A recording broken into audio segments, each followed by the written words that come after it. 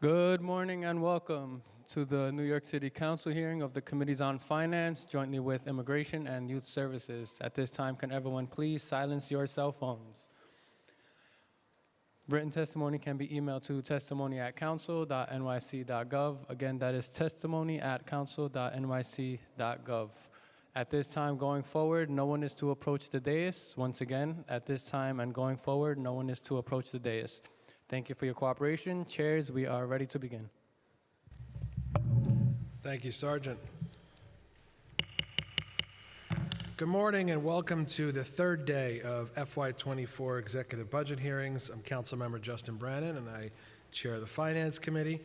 I'm pleased to be joined today by my friend and colleague, Councilmember Shahana Hanif, who's the chair of the Committee on Immigration. We've been joined so far this morning by Councilmembers Hudson, Ung, Narcisse, and Moya. Welcome, Commissioner Castro and your team. Thank you all for joining us today to answer our questions. On August 26, 2023, the administration released the Executive Financial Plan for FY23 to 27 with a proposed FY24 budget of $106.7 billion. Moya's projected fiscal 2024 budget of $745,786 represents less than 1% of the administration's proposed FY24 budget in the executive plan and remains unchanged from the amount budgeted for Moya in the administration's FY24 preliminary plan. Moya also projects a reduction of one full-time position since adoption of the FY23 budget last year, going from 7 to 6. My questions today will largely focus on Moya's priorities as well as obviously coordination efforts with other agencies as part of the asylum seeker response. I now want to turn to my co-chair for this hearing, Councilmember Shahana Hanif, for her opening statement.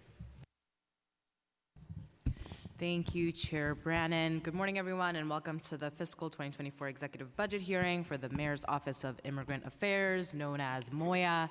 I'm Councilmember Shahana Hanif, Chair of the Committee on Immigration.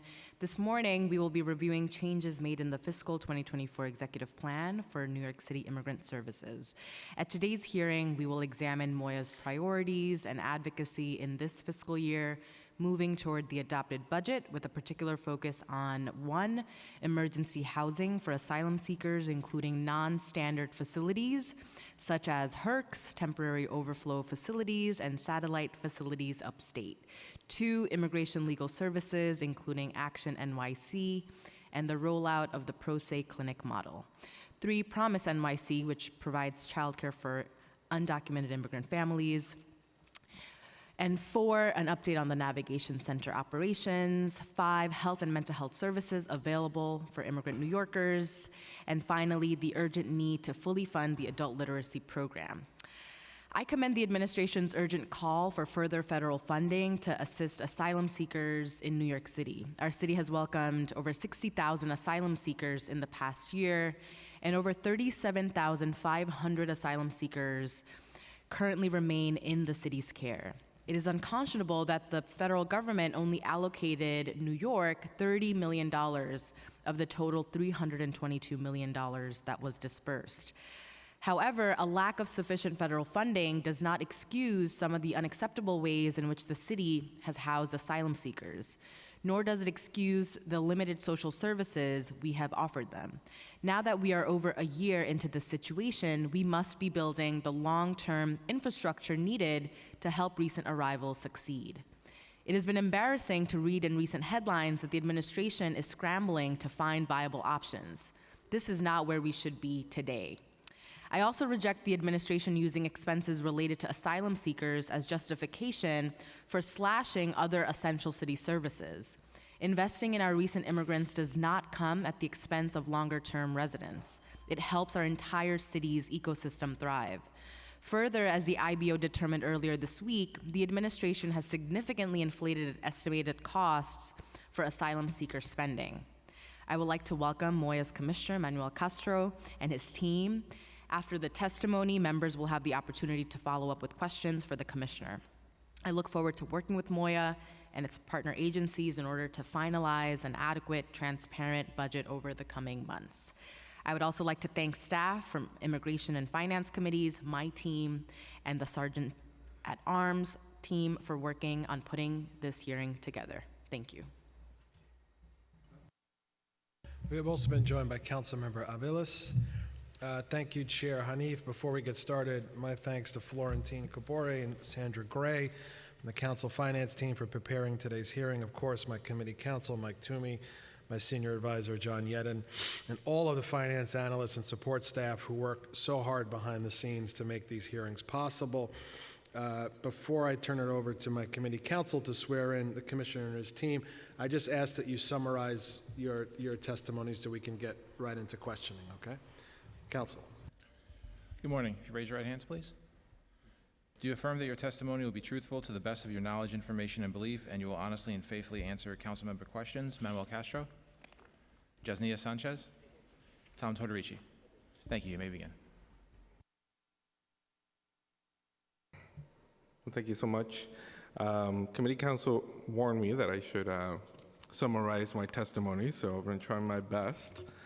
I had a very thorough testimony like I did last time, which I thought was helpful just to lay out all the work that we do at the office. So a lot of it is similar to what I reported last time with updated numbers, so you'll get this in writing and you'll have my full report there. What I'll do is I'll go through the introduction and I'll read a couple of key parts that I think might be useful for today's hearings. So again, thank you to Chairs Brennan and Hanif and the Committee on Finance and Immigration for holding this budget hearing. My name is Manuel Castro and I am the Commissioner of the Mayor's Office of Immigrant Affairs. I am joined by Jasnia Sanchez, Deputy Chief of Staff, and Tom Tortorici, Executive Director of Legal and Support Initiatives, who will be available for Q&A. I want to start my testimony by reiterating, like I do every day, my thanks to the Moya team and all our city colleagues for their work in the last year in welcoming asylum seekers. It has been truly an honor to serve with so many people who care deeply about the well-being of our immigrant communities, especially those most vulnerable who are now arriving to our city. It hasn't been easy work, as you've probably read in reports. Many of our staff and those who volunteer to work on this pull often 12-hour days, both at our office trying to figure out, how to address the situation, but also at our various HERCs and shelters where asylum seekers are arriving. So I'll summarize by beginning to describe our mission. Moya promotes the well-being of immigrant communities by recommending policies and programs to facilitate the successful integration of immigrant New Yorkers into the civic, economic, and cultural life of the city. Moya works to fulfill its mission by partnering with city agencies and offices to support immigrants and ensure they have access to city services and information, regardless of their immigration status and ability to speak and comprehend English. Moya also ensures that immigrants, including emerging and vulnerable populations, have access to legal and social services and information they need to protect their rights and to stabilize their immigration status. Moya works to ensure that the city's voice is heard in state, national, and international discussions about immigrant rights and immigrant integration. And last but not least, we uplift and celebrate the cultures, languages, and contributions of all immigrants who have helped to build this great city and continue to make it a beacon of hope for so many. I am proud to say that Moya's work goes far beyond what the charter mandates, and I am excited to speak about some of the agency's achievements today. Well, I won't speak about it in my testimony, but you'll get to read it. This testimony will briefly outline the challenges that immigrant New Yorkers face and highlight some of Moya's strategies to address these challenges in the past fiscal year. As New York City continues to be a beacon for so many immigrants around the world, the role of Moya is more important than ever before. Moya will continue to serve as a model for other cities seeking to welcome immigrants and will lead the world to uphold our values as a nation of immigrants. And so if you review my testimony, I go into detail about our work in the last year. What I like to do in my summary is focus in on our work with Cities for Action, which is the coalition of cities and counties that advocate for pro-immigrant policies at the national level. Since August 2002, C4A C4A has been a space that serves as a space, has been a coalition that serves as a space for localities to brainstorm and troubleshoot issues they are facing in resettling newly arrived immigrants.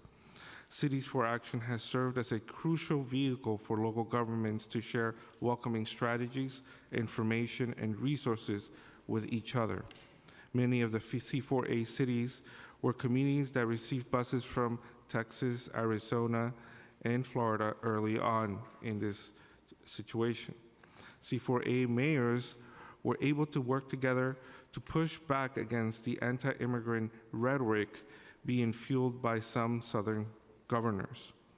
C4A has issued various statements affirming New York City's commitment to welcoming values and calling on the federal government to operationalize an intentional and transparent system for coordination and communication about population flows to our states and localities, to ensure adequate federal funding sources beyond FEMA's emergency food and shelter program for receiving communities to address immediate housing and health-related needs of newly arrived people, and to expedite employment authorization documentation processing to allow newly arrived immigrants to become self-sufficient and be able to truly settle in our cities. And I focus on this because New York City is one of the co-chairs and leaders of this coalition. And over the last several months, I've become incredibly active in the coalition, making sure that we are bringing cities and counties together in the absence of, frankly, federal leadership in addressing the challenges that we're facing and the way that newly arrived immigrants are being treated today. During this unprecedented time, Moya's staff has done groundwork in welcoming and supporting immigrant communities.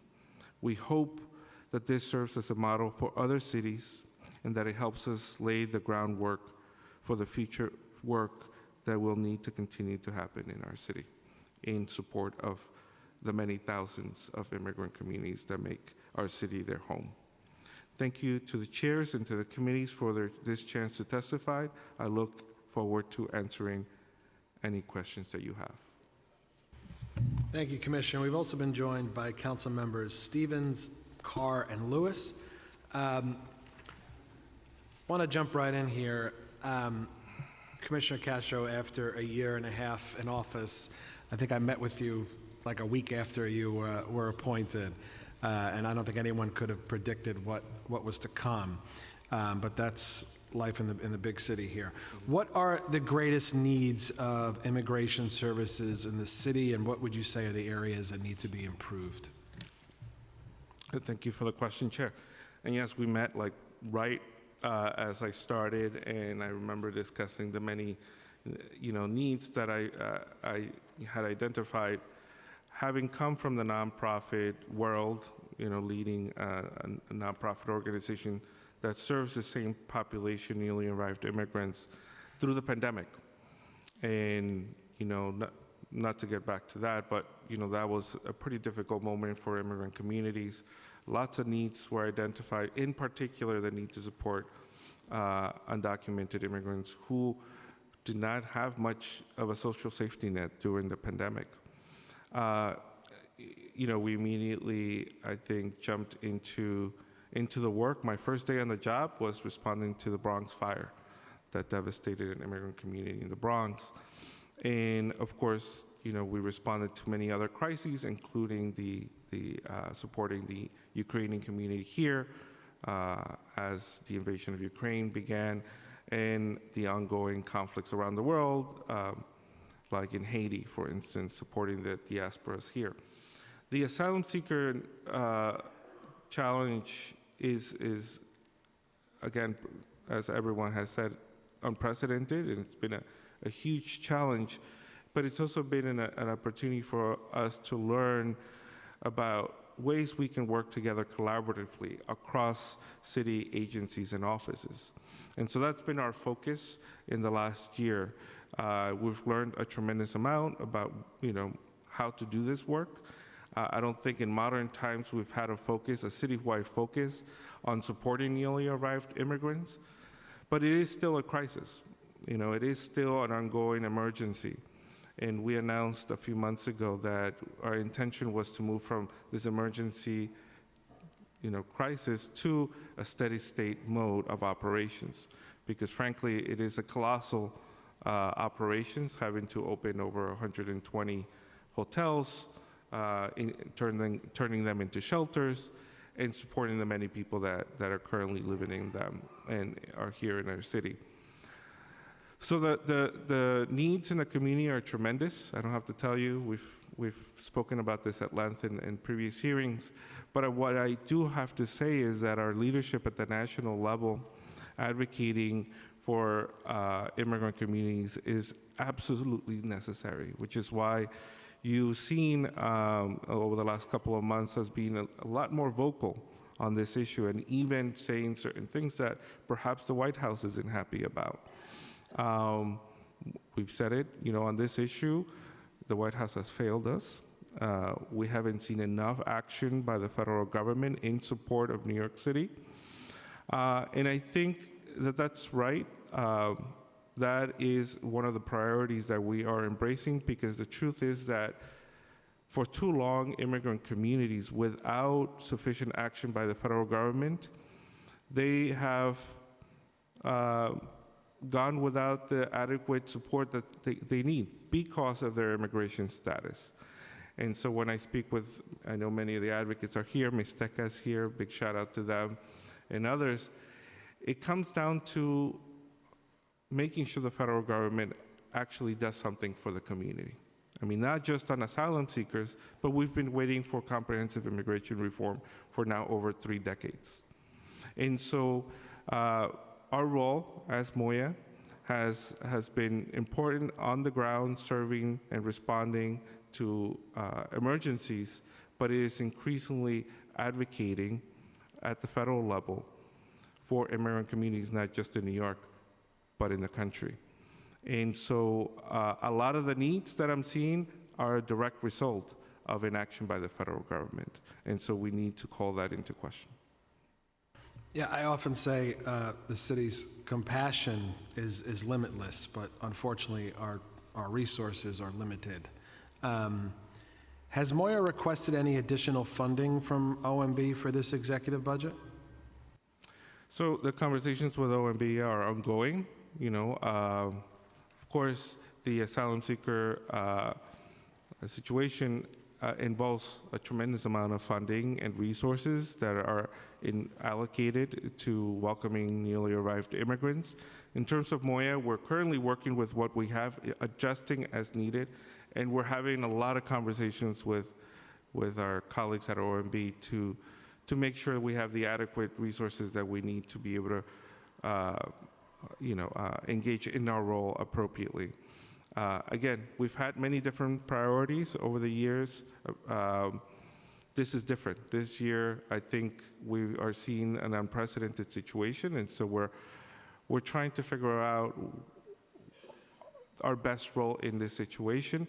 Obviously, we're not set up to operate such a massive undertaking, which is why we've created the Office of Asylum Seeker Operations to take on much of that heavy resource operations. Speaking about the Office of Asylum Seeker Operations, was Moya briefed by OMB on the agencies that are managing this new office? Who's the point at this new office? So when we announced it, the intention was to use this office this new office and personnel to move us from an emergency response mode to a steady state mode.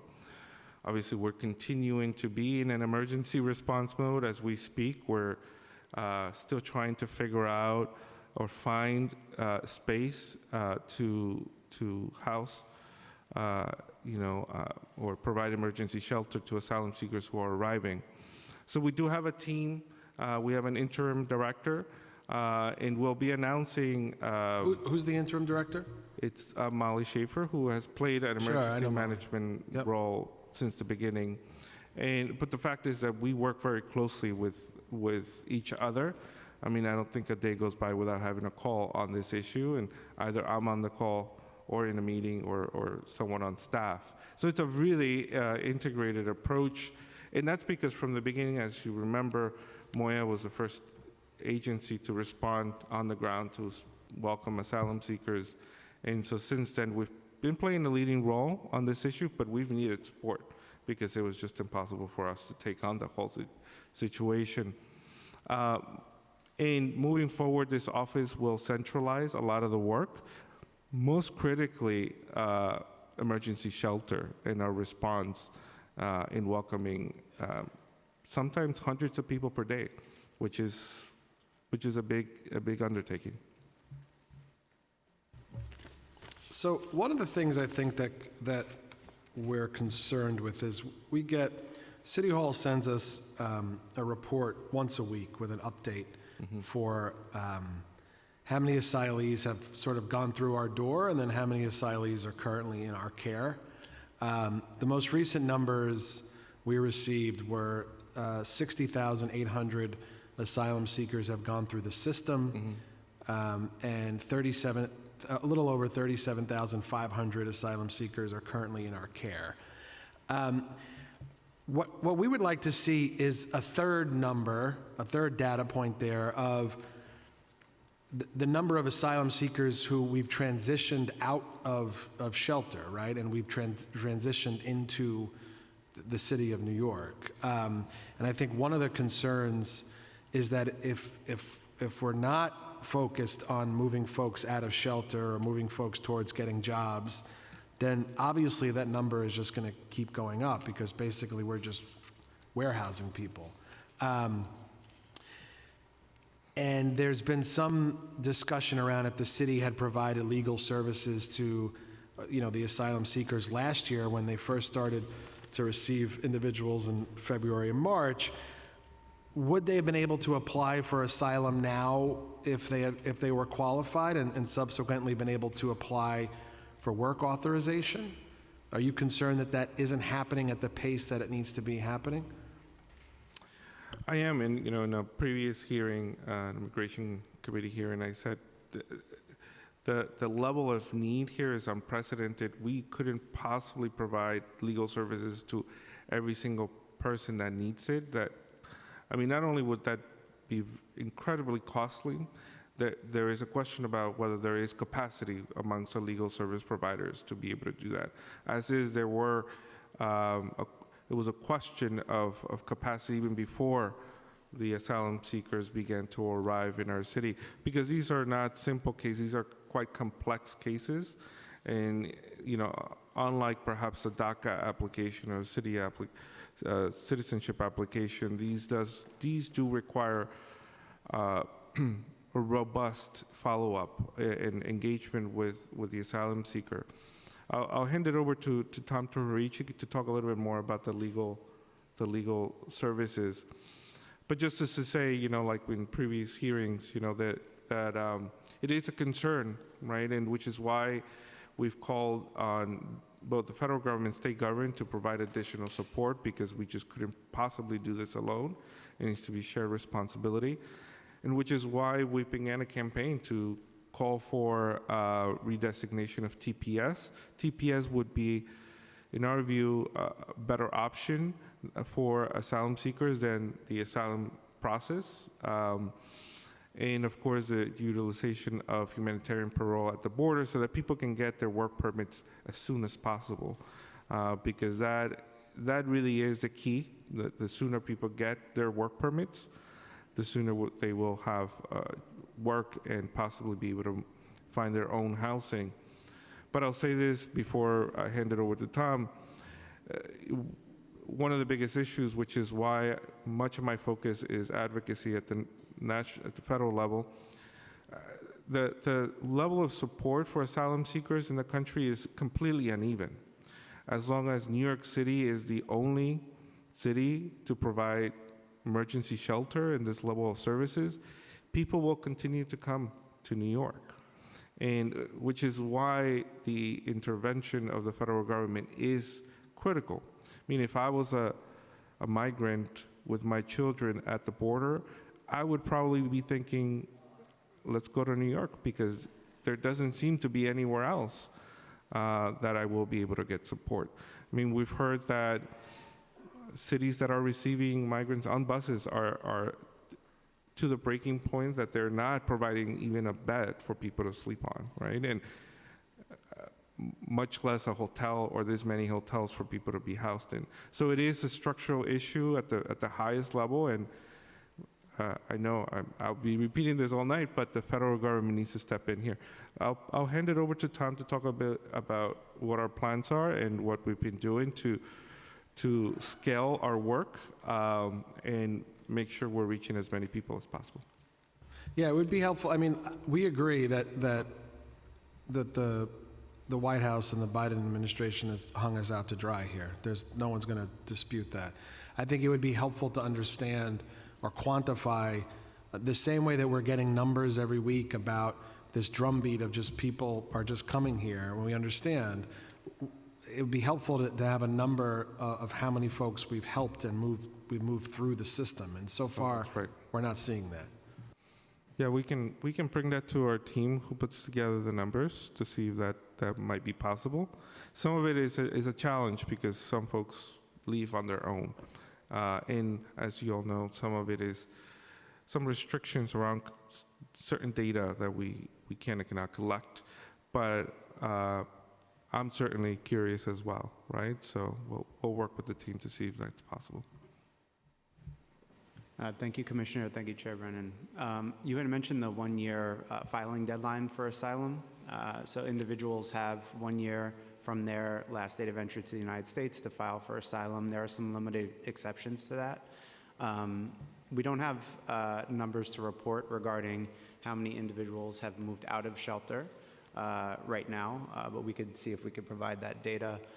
Nor do we have an overall view of how many individuals have submitted an asylum application. So we can also check into that. However, Moya doesn't have that, or I mean, someone that information must live somewhere. so the city spends more than $65 million on immigration legal services generally, and they serve both long-residing New Yorkers and individuals who have recently arrived. The city has also allocated $5 million in new money in fiscal 23 and 24 to launch an initiative specifically dedicated to serving asylum seekers who have newly arrived. And we are currently finalizing the design to stand that up. What I mean to say is that there are many immigration legal nonprofits that are carrying out the work with city dollars, state dollars, or philanthropic dollars, but there's not as much coordination among them. And many of them are triaging. They get a lot of calls. They get, every day, many have long wait lists. And many are triaging who they call back for screenings based upon their upcoming deadlines. So it could be their 1 year filing deadline or an upcoming immigration court hearing. So they're individually triaging against those deadlines, but we don't have an overall coordinated view at this time. However, that's something we are looking to stand up. Does everyone, we were on a call yesterday with City Hall, and they were referring to the screening or the intake that is done at the border. Is there a legal screening that's provided once folks get to the city? No, not at this time in a systematic fashion. There are screenings available, so an individual will receive a list of providers, call them, and hopefully access a screening, but it doesn't happen systematically when one arrives. Part of the city's rationale for transitioning to a 24/7 arrival site is to consolidate that so that those sorts of activities can be carried out. So whatever information we have about asylees now is based on what was captured at the border? No, not necessarily. Well, let me say this: the rationale for opening this 24/7 intake, or what are we calling it? Arrival center. Arrival center, is so that it provides us more time to be able to sit down with an asylum seeker who just arrived in the city, to be able to provide them with all the needs that they have. I went through this when we first responded at Port Authority and were trying to support people as they were arriving. It's just impossible. It's just people are getting off the bus after 4 days or 3 days being on the bus. So the most immediate support that they needed was water, food, emergency health care, and so on, and then connecting them to a place where they can rest and then, eventually have some emergency shelter. The idea was to then connect them to a social worker that then can, gather that information. But there is just a limited amount of information that we can collect. We can't collect immigration status, for instance, information that for a variety of reasons we are not allowed to collect. So in setting up this 24/7 arrival center, it'll give us more time to do this type of orientation. Orientations also take a lot of coordination between us and the providers and training of those providing orientation, because this is a legal orientation for immigration benefits. So it's not something that is easily done, and I would say that we're moving towards this, and we hope to have something up and running soon. But again, we've been trying to catch up this whole time. In the last week, we've been welcoming 600 to 800 people a day. It's just really hard logistical, I think, situation for us to be able to then provide the services that people need right as they arrive. Yeah, we want to share in the success stories, right, of the folks that have come into the system and that we've helped along. It's just concerning when it just seems chaotic as far as not knowing, everyone's different status, right? If someone is eligible for asylum, if someone's eligible for work authorization, those numbers are never going to, they're just going to continue going up without any change unless we're doing something to triage folks to move them along. And I think that's really our concern. We agree. We've been trying to figure this out, and it's been But tough. what's been the biggest obstacle? Is it money? Is it bureaucracy? Is it too many agencies involved? What is it?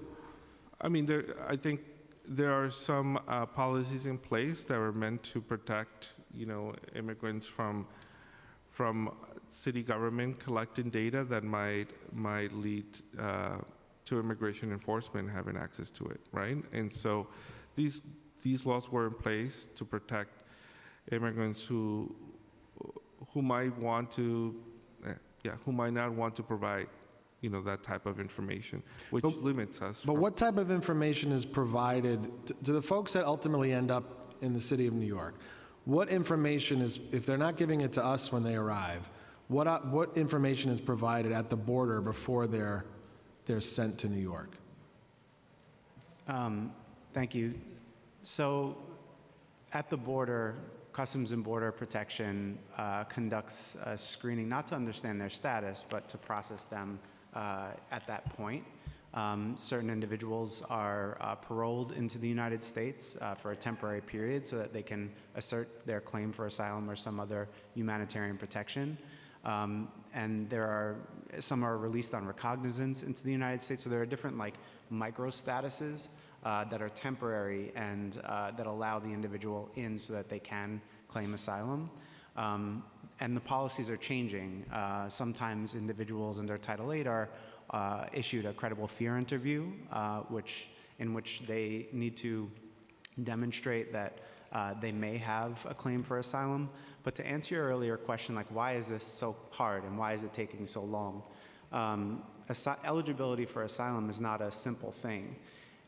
Asylum is not something that everyone can or should access.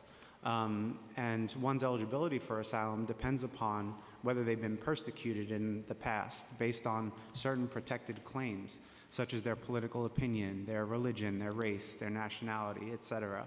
And so in order to assess someone's eligibility for asylum, you have to sit down with them. A trained individual needs to sit down with them and ask them about their life story and get to those details. And then, with the attorney support, provide them with an assessment of their eligibility. And it's a complex process that is very sensitive. And so to have those eligibility conversations with tens of thousands of people requires a great deal of capacity. And we've been working, as Commissioner said, to try and find a way to maximize access to those screenings. I think the real response to your question is that accessing work authorization is extremely challenging and difficult.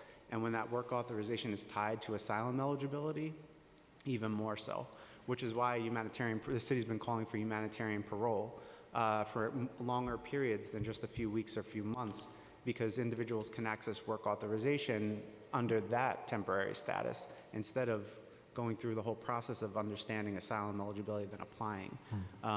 Also, TPS is quicker. So, there are ways to access work authorization more quickly, different temporary status paths, but it is a very complex and challenging task to assess everyone's eligibility for work authorization. Yeah, thank you, Tom. And we are working to figure out how to best survey, the specific needs of asylum seekers and provide the support that they need. Collecting information has been challenged, but we're working through this. And I think that the Wall Street Journal yesterday had some reporting. They interviewed, I guess, the president, and the president said, yes, it's going to be chaotic, next couple of weeks. It's a hell of a strategy. Yeah, exactly. Yeah. My last question, I'm going to turn over to my co-chair. We still haven't seen the letter. The entire press corps has seen the letter, but we haven't seen it, of the city asking for everyone to sort of evaluate if there's any space in city buildings for asylees. Who is running point on that operation, assessing space? Our chief of staff, city's mayor's chief Camille. of staff. Yeah. Okay. I believe that's what you're referring to. Yes. The letter. I mean, it's we've been very open about this. We need space. We need to find at this point. Like 8 months ago, or 9, whenever it was that we had the facility at Randall's Island, advocates and everyone said, well, you need to house people in hotels, and now we have, and we've turned over 126 hotels, I forget, something like this, hotels into emergency shelters. Again, that is a feat on its own. It used to take about a year to open one, and we've done over 120 in just the last year. Now we're looking for space everywhere we can find. And I appreciate, and I see many council members who welcomed asylum seekers to your districts and have many of these hotels. And I know your staff has been providing support, ongoing support to asylum seekers. It's just, we need more space, especially if one hotel can accommodate 100, 200 people, but we're receiving 800 a day. Is just logistically, it really is sort of a nightmare to be able to find enough space for everyone. Yeah, I mean, it's not possible, right? And I think that speaks to our concern about trying to get folks through the system, because otherwise it's going to be insurmountable. Before I turn over to my co-chair, I want to acknowledge we've been joined by council members De La Rosa, Dinowitz, Joseph, Schulman, Krishnan, and Barron. Commissioner and your team, thank you. I'm going to turn it over to Chair Hanif.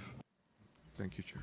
Thank you so much, and deep gratitude to my colleagues who are here. And just on housing, I'd like to expand on this a bit. Totally agree that we are in a moment of really needing to make sure that every asylum seeker has access to shelter and dignified living conditions. However, I'm deeply concerned that this week families with children were housed overnight in a Gramercy Police Training Academy in a congregate setting. The last time this arrangement occurred in the immediate aftermath of Hurricane Sandy, a child was sexually assaulted. I very much understand that the city has opened over 120 emergency shelters and converted hotels and is struggling to secure further spaces. However, this arrangement is wholly unacceptable. Could you share how many children were housed in this setting and how many adults? Well, I'll have to get back to you on exactly those numbers. You know, the what was it, Thursday or Friday? It was somewhat of I wouldn't say surprise because this has been ongoing, but it was a bit of it was very difficult to manage so many people. These were asylum seekers that came on flights, and that then we had to figure out shelter for, and so there was a scramble to find space because at that point we had been it had been very difficult, right? This recent surge. You know, happened very quickly. We knew we would see a surge after Title 42 was lifted this Friday, but it happened sooner.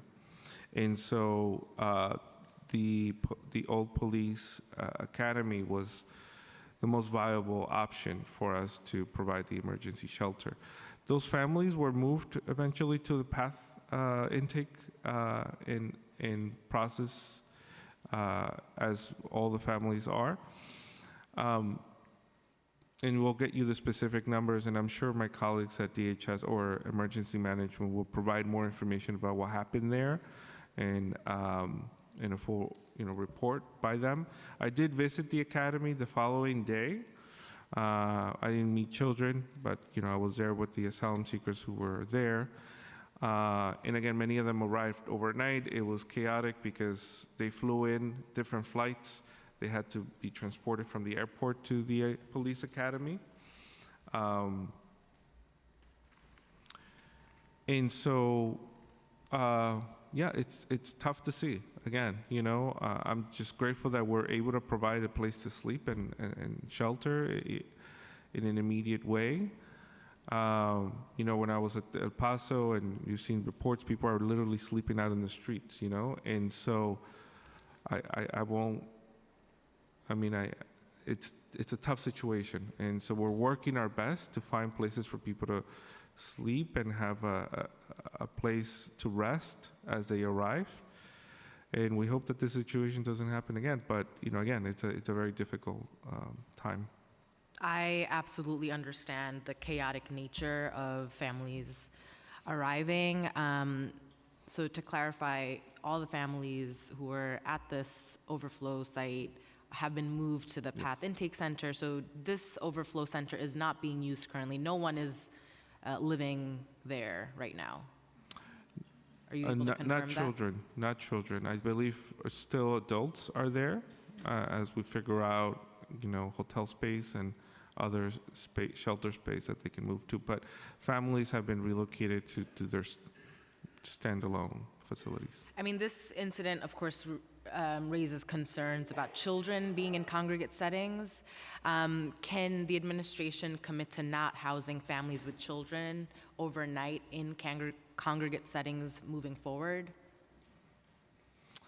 Well, I'll have to defer to the folks who manage these responses, but yeah, I agree that they're not locations that are ideal for children.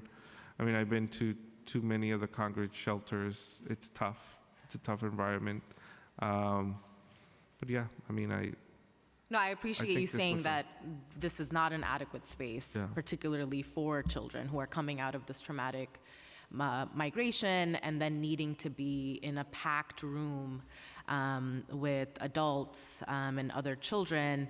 But I'd also like to know, I'm assuming that you're part of these conversations about where we will house asylum seekers. And, you know, as the lead immigrant rights agency in New York City, in your role, do you feel that what happened with housing folks, families in this center is acceptable?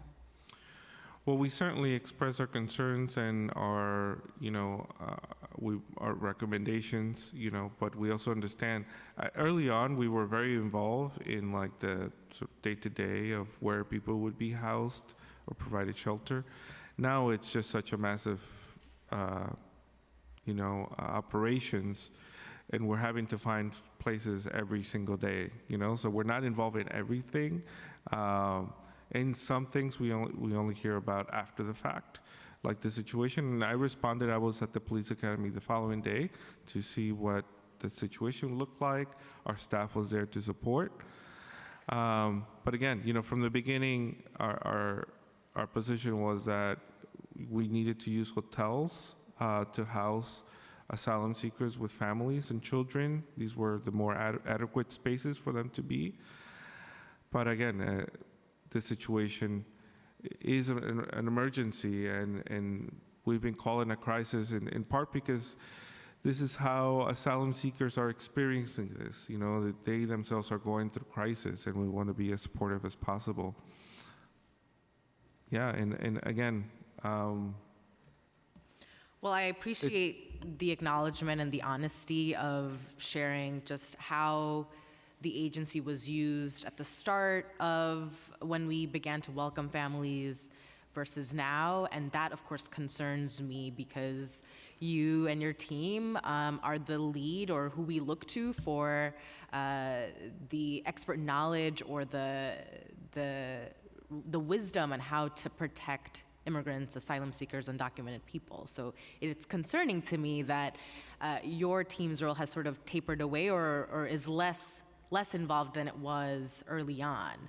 And so I have some questions about the temporary overflow facilities, like the Gramercy Academy, because for me, this seems like this won't be the last time that we use an overflow site. And however, with Moya's role sort of tapered here, I'm curious if you know about how these facilities function. I mean, you mentioned that you visited. Could you give us a visual on how it looked and what was available? I had read, we hadn't gotten a briefing on this, but I had read that the bathrooms were in a separate floor. Could you just describe how the facility functions and facilities like this, the overflow centers?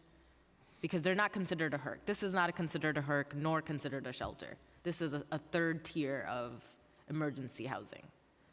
yeah, this was something that we had to find very quickly, and Moya continues to be, very engaged on, like I said, we're on calls on a daily basis about this, multiple calls.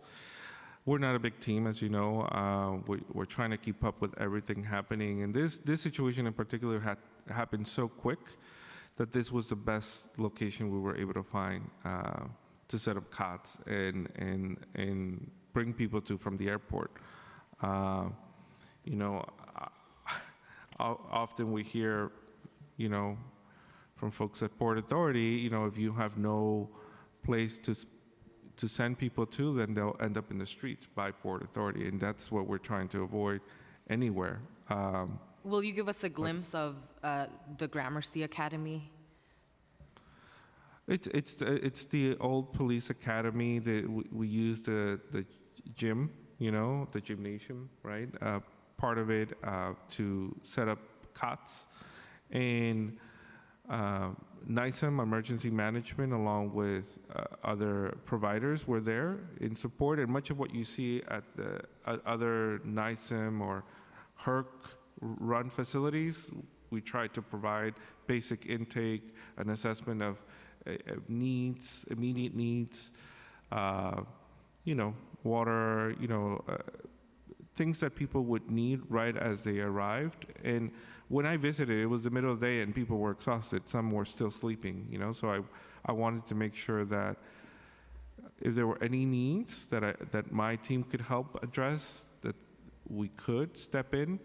But it's a gym, Right. I think emergency management here is critical because this is what they would do in the case of a natural disaster, right? Set up these kinds of, emergency facilities. Sure. Do right to shelter protections apply to these facilities?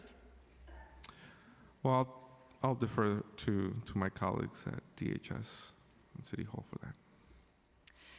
This is raising concerns because, again, the way we're receiving information is this is an intra-agency coordinated effort, and my expectation is that I'll receive a response around whether there's adherence to our city's already existing right to shelter mandate, and so deferring to another agency really it's really worrisome that we're not getting adequate, sufficient information about exactly what's happening in these additional tiers of facilities to provide overnight stay for families with children.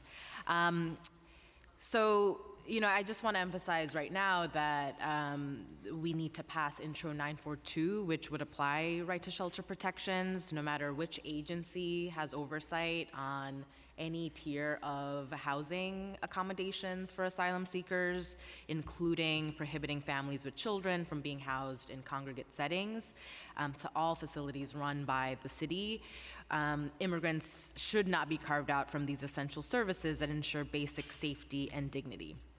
I'm also aware that the administration is exploring non-traditional settings such as parks, parking lots, airplane hangars as sites for additional HERCs. Want to emphasize again that many of my colleagues and I oppose outdoor spaces being used as housing and encourage the administration to prioritize brick and mortar facilities. Can you describe the administration's plans for opening new HERCs and the process for identifying sites? Yes, there's internal and ongoing discussions about all possible options, and we can continue to collect options. Again, to avoid the situation that we just, spoke about, we just need to be able to plan this out, but we don't have a whole lot of time.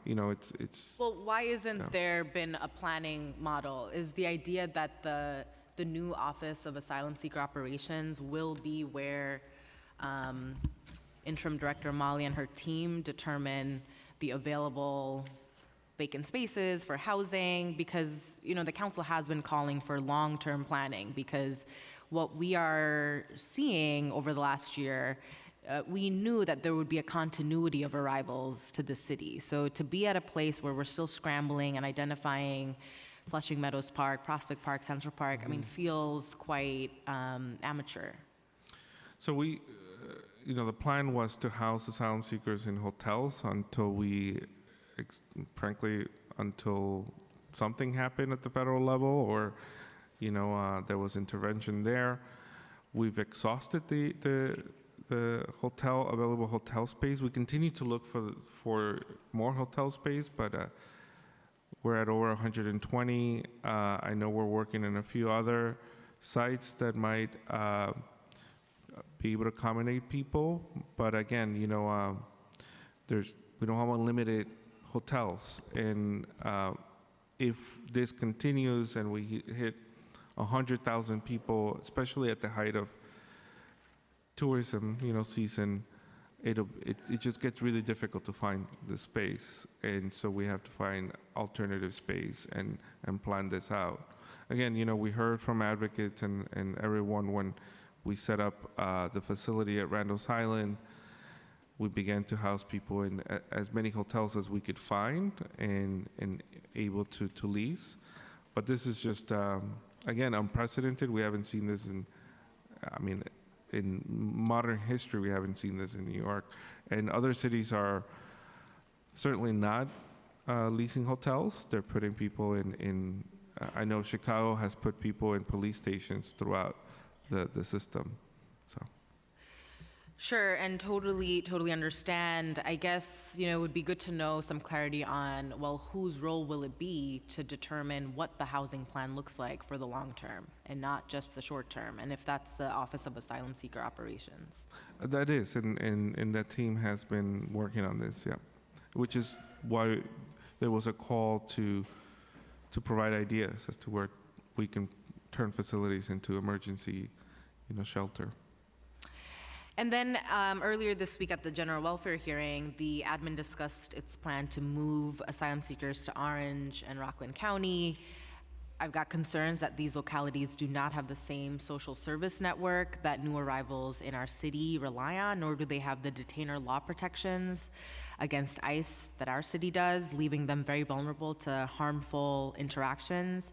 And I'd be remiss not to mention that Orange County contracts with ICE to use their county jail as an ICE detention center, which my colleague Councilmember Krishnan and I visited last year, where we experienced the cruel and xenophobic attitudes of local law enforcement firsthand. The admin shared that participation in this program is voluntary. I want to ensure that nobody is being coerced into moving. Can you share client-facing materials regarding the program with the council? Yeah, we have those materials, and I believe, or they're still being finalized. And yes, certainly that this is a voluntary program. Again, we're looking at every single option to provide emergency shelter for people. This was one of the options that I think was the quickest, to find. That was not housing people at like a police academy style of sites. Are you able to share those materials regarding the program with the council? Yeah, I mean, we'll have flyers available, and materials that we'll be distributing to asylum seekers and providers, who will be engaged in this program. Again, this program is one of many, and so we have been involved, but we're involved in a lot of different things, so it's not it doesn't fully Direct responsibility of Yeah. Moya. Understood. And then the admin shared that our city is not relinquishing its responsibilities through this program. Given that these locations are hours away from our city, how are services such as legal assistance, job training, and pathways to permanent housing being provided? Yeah, and we've said this over and over, that in addition to paying for these hotels, the city intends to pay for the services that asylum seekers need, food, medical, and so on. They'll be part of our network of hotels and, emergency response centers.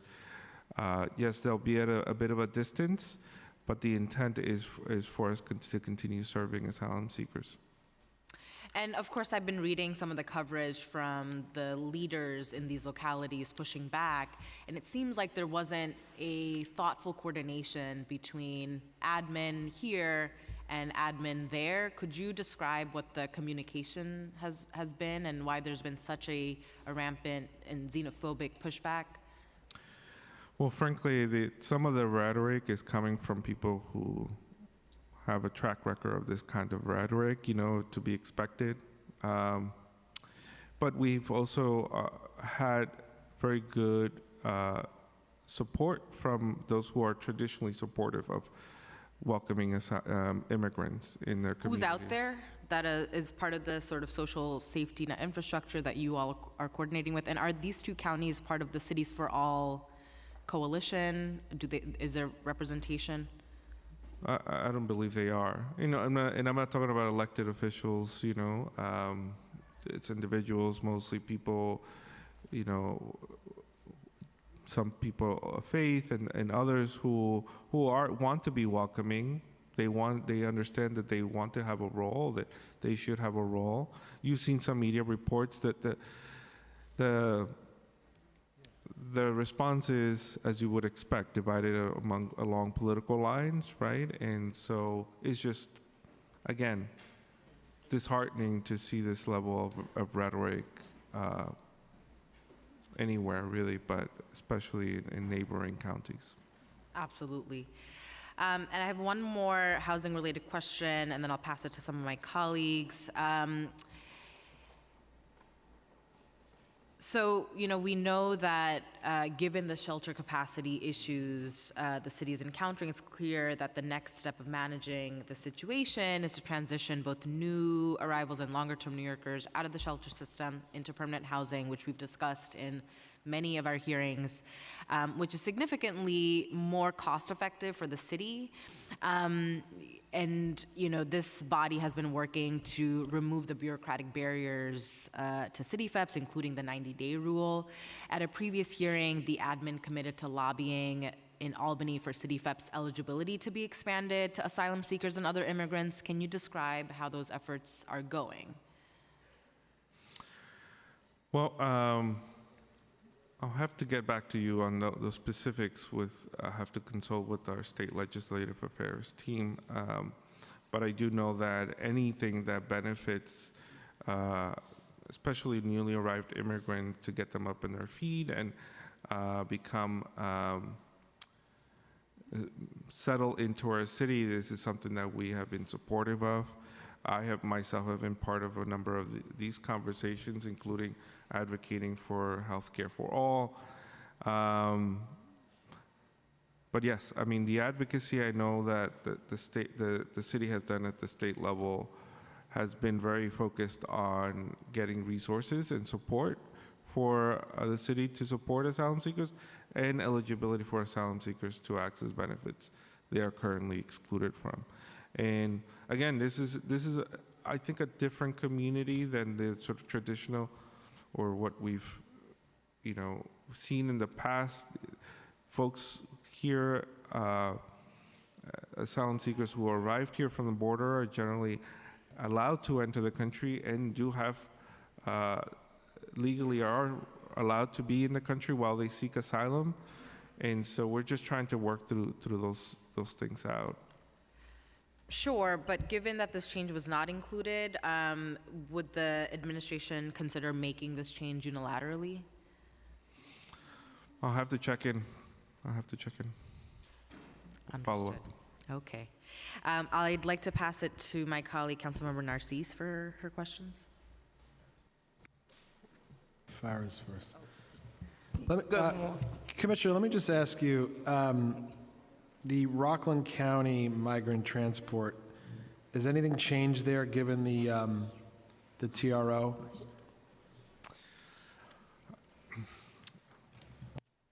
Well, the short answer is, look, She got a rogue. Short answer is, we're looking at litigation, right, or possible litigation. So I don't want to comment on something that I think will be looked at closely in the next couple of days. But again, in my view, well, I shouldn't say even that, right? But nothing has changed so far, and we're waiting to hear from our team at law to see what next steps will be there. Okay, thank you, Commissioner. Okay, we've also been joined by Councilmember Williams. We're going to have questions from Councilmember Lewis, followed by Narcisse. Thank you, chairs. Good morning, Commissioner. I do want to share with you, as you said, you were testifying, talking about the federal response being unequitable. I agree, but I think we've been trying to sound the alarm on this issue. We've shared this information with both administrations, the previous and this administration, about this massive crisis that was coming to the city of New York. Myself and member Joseph were ignored. So I do want to share that we've been trying to share that this was happening, and now we're dealing with it. And while it's unprecedented, I don't agree that the response, I think that there's a lack of response from your agency. So I'll just get right into it regarding Title 42. I wanted to know from you, if you could share with us, what are some projections on the number of asylum seekers we expect to see coming into New York City once Title 42 ends on May 11th, and has the planning been added into this executive budget? Well, there are still, I mean, as we speak, there are still things that the federal government is doing that, you know, can impact sort of the number of people that might be entering the country and then possibly being bused to New York. You know, some estimates put the number of people entering at around 10,000 per day. You know, it's hard to know how many of them would end up in New York, will be bused to New York. Could be upwards of 12,000 possibly. And again, I think in terms of emergency shelter and providing that kind of support to people who arrive and seek that, I mean, we continue to spend the resources that we need there to be able to do that. But it really is uncertain. I mean, we're seeing a couple, 800 to 1,000 people, right, arrive, right, in recent days when they arrive in multiple buses, and then by airlines, we can see over 1,000 people a day arrive. So not more so the number, right? It could be 50,000. It doesn't matter how many. The question is, in this executive budget, has your agency factored in how much funds will be needed to service X amount of folks that come in? Oh, I see. Well, not necessarily funding for my agency, but you know, the budget director has described the type of funding that will be needed to support asylum seekers as they arrive, and the projection is an upward direct projection. So we've set this over and over $4 billion in the next couple of years is a reasonable projection. All right, if it Chair, I have continues. one more quick question. Good. The executive budget for ID NYC indicates about 2.4 million decrease compared to fiscal 2023. I wanted to know if you could elaborate on the reasons why there's a reduction there. I know it's housed under HRA, but there's some interagency coordination there, so I wanted to know if you could share with us why there was a reduction for ID NYC. Thank you. Reduction for, yeah, and I think this has probably to do with cost savings across the board. You know, we'll have to look into the what the impact looks like there. Yeah, I mean, some of it has to do with, yes, again, the savings across the board. As you know, many of the council members and I speak about this, there's high demand for ID NYC. And so we'll need to look into that and follow up. We have Councilmember Narcisse, followed by Barron. We've been joined by Councilmember Hanks. Good morning. It's happy to see you in the House. And we've been doing a lot of projects together, but we know that asylum seeker is in the top of our head right now. Who has Moya been collaborating when it comes to prostate clinics? Thank you, Councilmember. So we have been working with our contracted immigration legal service providers in order to identify which have the ability and interest to expand contracts to accommodate dollars, part of the $5 million city allocation in fiscal 23 and 24, to carry out work specifically in service of newly arrived asylum seekers. Among those partners, the ProSe Plus project, I believe they submitted a letter to the committee back in January describing their work and their proposed work. We've carried out 5 pilot ProSe clinics with them so far at the Navigation Center in Midtown. And dozens, hundreds of people have been served through those clinics. And we're looking to expand access to ProSe clinics even further. Okay.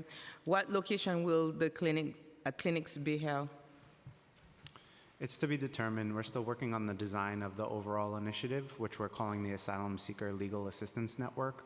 You know, just our best practices are our strategy includes going to places where folks live, shelters, HERCs, ensuring that there's access at the navigation center and other places. So it'll be citywide. Thank you. Who will be responsible for the clinics? Moya will be offering programmatic oversight and guidance and resources where we can, but contractually, the providers would be responsible for executing the clinic. Okay, I have some question about the process. You say some folks, when they get here, they have to go for TPS. It's easier to get work permit and parole. All those process, how long, let's say for TPS, if somebody have to do the TPS, how long that will take?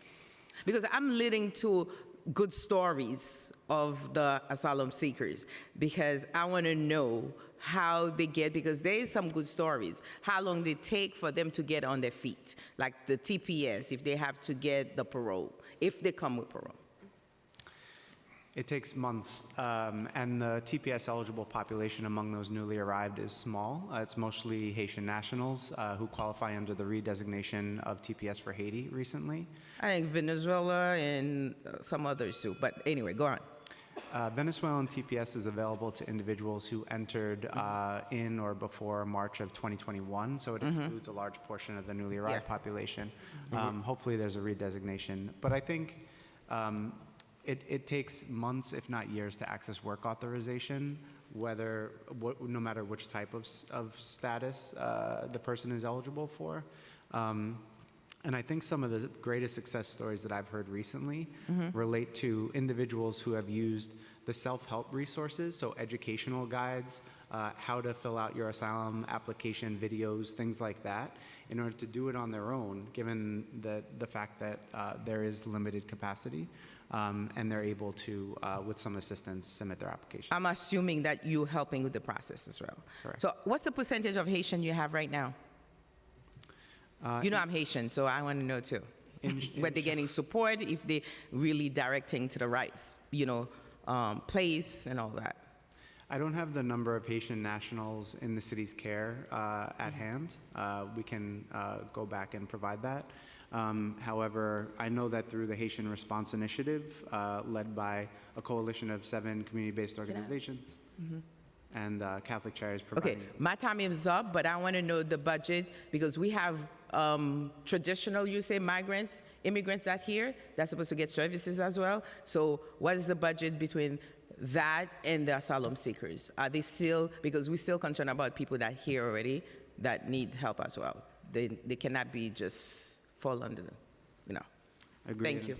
Thank you, Chair. Commissioner, could I ask, why was the decision made to send migrants to Rockland or Orange County versus Westchester, or are migrants going to be basically sent everywhere at this point because we're over capacity? Yeah, we're looking at all options, to be frank. And, for us, I'd rather find hotels to be able to put people up in, than like the police academy, and wherever we might find a hotel, I think we'll look at that seriously. It's just, as we spoke earlier, it's a much better setting for families to be sheltered in. But was there a reason why we went upstate, went to Rockland or Orange County before Westchester or? Yeah, I think it was based on availability and what we were able to find in the immediate. Because again, we're dealing with like hundreds of people arriving each day, and we're just trying to keep up with the surge and what was available per discussions with the state and vendors and so on. But again, we're looking at all options here, and obviously the closer the better to New York City. But whatever we can find at this point, we'll take. And just to clarify, for the record, before I believe, I'm not sure who was asking. It might have been Councilmember. I think it was Councilmember Lewis. You're concerned that once Title 42 is lifted, we could see as many as 10 to 12,000 asylees a day? Crossing the border, it's unknown how many will make it up to New York, but at this rate, a lot of people are being bused here. So I think you'll probably see a good portion of them coming here, unless something changes elsewhere. Okay. I now have Councilmember Barron, followed by Joseph. Thank you, Commissioner. You know, most of my colleagues are going to ask you questions on the micro, very important aspect of this crisis, and you'll provide answers. So I'm satisfied with that perspective. But I wanted to offer a more macro perspective, and also not something that's probably in your hands, but just to give you my view of the root problem, the root causes of this happening, and why in some of our black and brown oppressed communities are resistance. There's a lot of resistance to having asylum seekers come. And they're not for moral reasons, but because of the conditions they're in.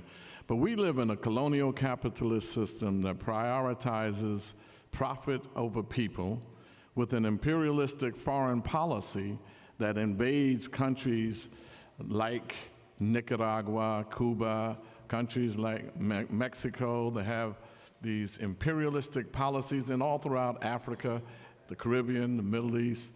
So it's having people flee places that they love because of the conditions created by imperialism. We don't address that. That's a long-range issue. So what happens under this system of colonial capitalism, the greed and exploitation of communities of color. So when you look at communities like Harlem, Brownsville, East New York, a lot of our residents are saying, what are you talking about finding a place for asylum seekers? They haven't found a place for us. So there's a lot of resistance because we're homeless. We're in the streets.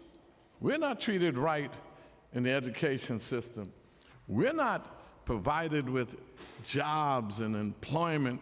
So not too many people in my beloved East New York is gonna say, hey, welcome, come. You know, take this spot and that spot, take this job, make sure you get this education, that education, because this system is not providing it for us. And then in the immigration community, they think the immigration community is everything but Haitian, African, and Caribbean, that these communities are left out of the formula. So how do you face that? My colleagues are asking the right questions on a micro level, and I'll listen and hear that. But how do you face the fact that America is an imperialistic capitalist country that's creating havoc all over the world, and domestically is creating double-digit poverty? Our communities are suffering 30% and 40% poverty, double-digit unemployment. And then they see, and this has nothing to do with this, $41 billion going to the war in Ukraine, and not enough money coming domestically to handle the situation of a capitalist system that creates all of this poverty in the richest country in the world. What do you think, Commissioner? Well, you know, I spend a lot of time out in the community as well, and so I have a chance to speak with a number of different groups, communities that come up to me and want to talk about asylum seekers, because that's on the front page of everything. And yes, I hear a lot, right, from people, and I've been surprised to hear a commentary from even immigrants themselves who say, well, I didn't get this much when I came here, stuff like that, right? And so You said you don't hear that? No, so even immigrants who've lived in New York for some time say, I didn't get all these things right. when I got here, or this special treatment. One of the things I'd like to address moving forward is that, you know, immigrants I speak with, both asylum seekers and those who have been here for a long time, they don't expect to get anything for free, you know? Every time I talk to asylum seekers, they say they want to work. And, you know, they need emergency shelter because they didn't get so, anywhere else, and if they're with children, you know, they need. Because my time is limited, Yeah. I'm not talking about what the immigrants are saying, because we have no problem with asylum seekers. We have problems with the system that is denying people who are already here things. And so it's not the asylum seekers. Matter of fact, in my community, they're already filling up the hotels with asylum seekers. And so it's not the asylum seekers, it's the system and how it's going about to dealing with them than what the mayor is doing, taking up encampments, personal property of people who are sleeping on the streets because they haven't provided permanent, affordable housing for them. This is the complexity of this problem. It's very, very deep. And I just don't want anybody to think that communities that are not as open and welcome and come in are not as supportive and sensitive to the plight of asylum seekers, but their conditions are worse. Yeah, I mean, I guess the final thought is that a lot of conversation needs to happen between the communities. You know, a lot of conversation, because so far there's a lot of siloed conversations. And my hope is that, you know, we have a lot of hotels in Midtown, you know, which, you know, I think we set up these emergency hotels to shelters to house people, but I think when folks are in the proximity of communities, you know, they're able to talk with each other and build community and perhaps even organize together. And so that's been beautiful to see, those who have been able to do that. Here we have Councilmember Hudson, followed by Joseph. Thank you so much. I wanted to just ask a couple of questions about mental health. The undocumented immigrant population makes up over 500,000 of New York City's immigrant residents and is more likely to be uninsured than any other group in the city. How do we ensure that immigrants and asylum seekers have access to culturally grounded approaches for mental well-being? And how can the city invest in a migrant-specific group therapy and healing spaces to overcome the trauma that they're experienced? You know, this is a really important area. I mean, from the moment we started to welcome asylum seekers, that was clearly a huge need.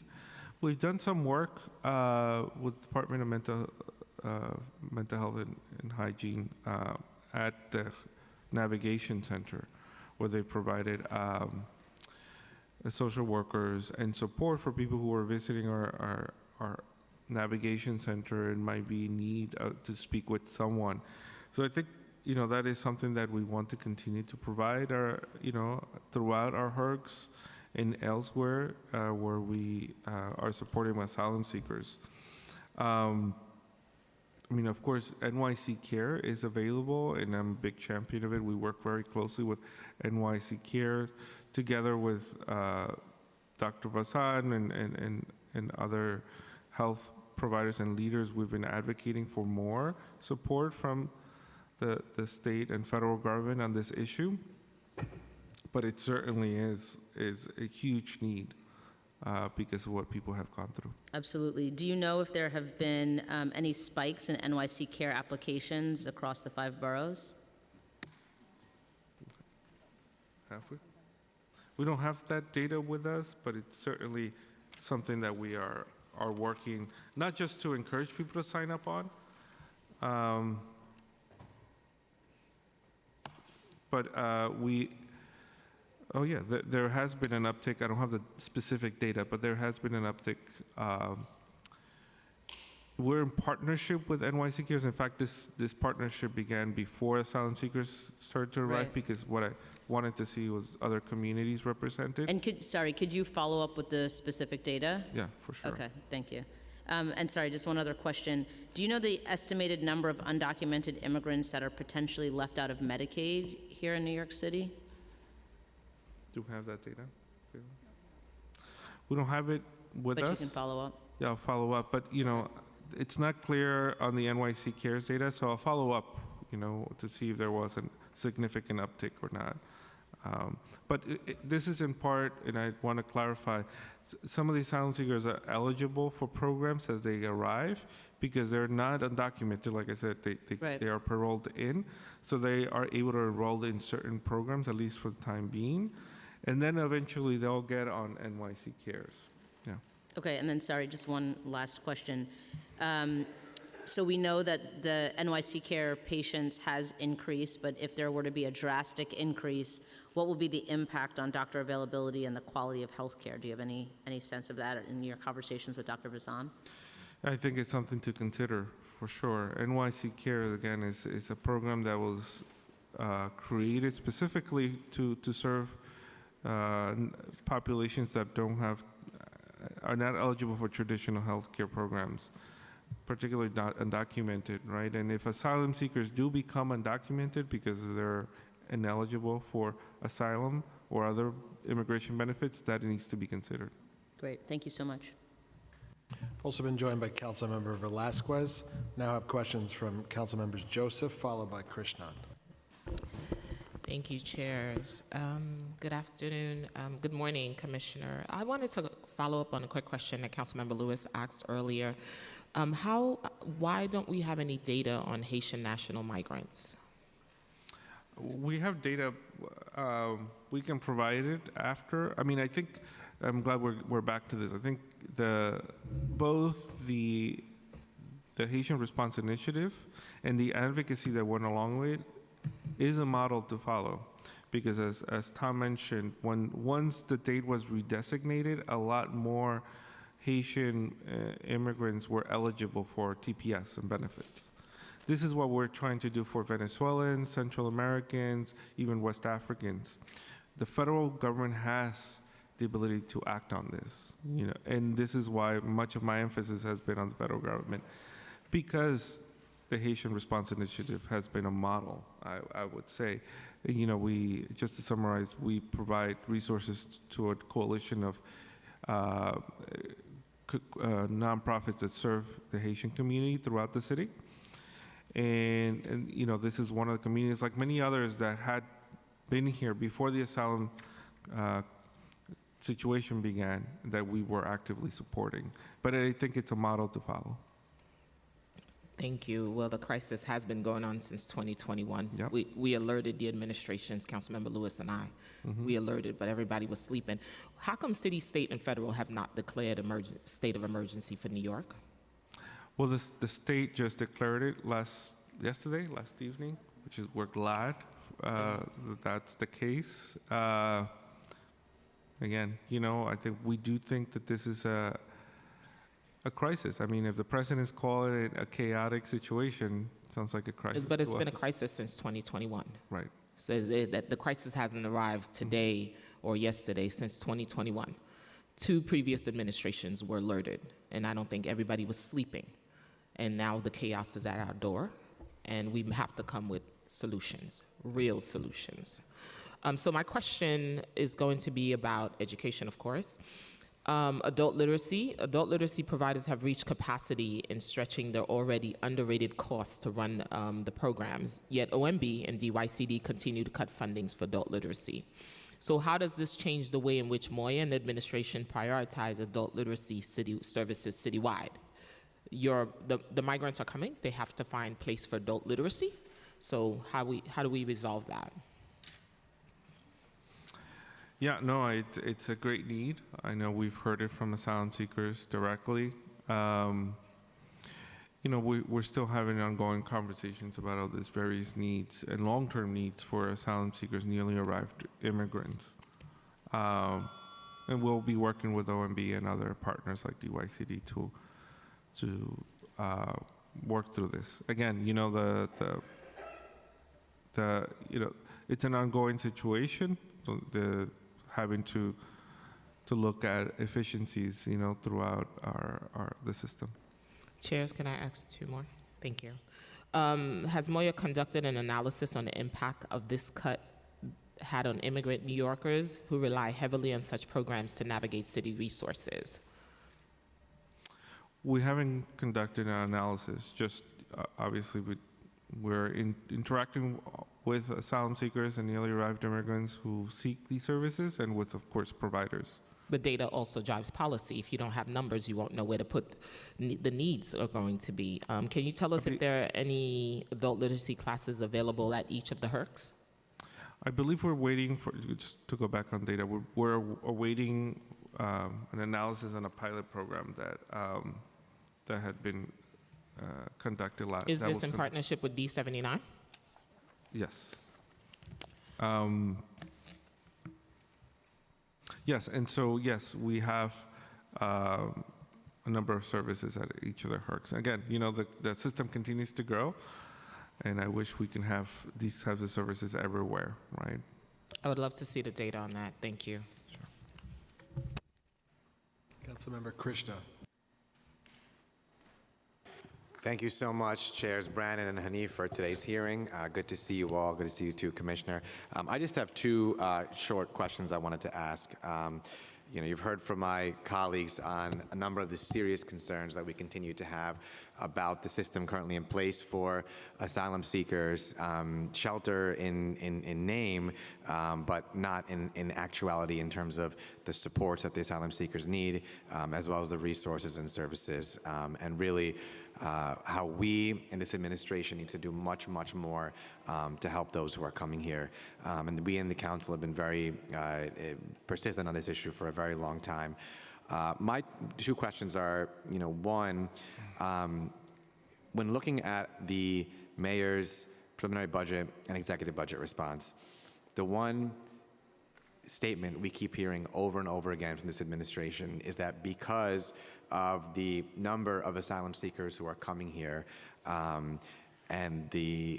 well, first let me just dispel this, the claim that we need much more help from state and federal government, which is absolutely true. I don't think anyone disagrees with that assessment, and state and feds need to step up on that point, that's for sure. However, that aside, the budget proposals from the administration have consistently hit this theme that because of the asylum seekers coming here, because of what the city needs to do in terms of cost and resources to provide for them, as a result, all of these other agencies and services that asylum seekers and so many other immigrant communities depend on need to face cuts.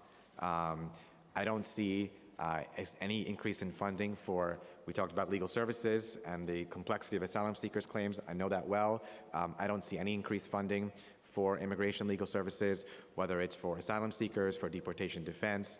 I don't see anything there. We're looking at our libraries, for example, facing cuts, which have been both safe spaces for asylum seekers, immigrant communities, places where there have been access points for IDNYC or other services.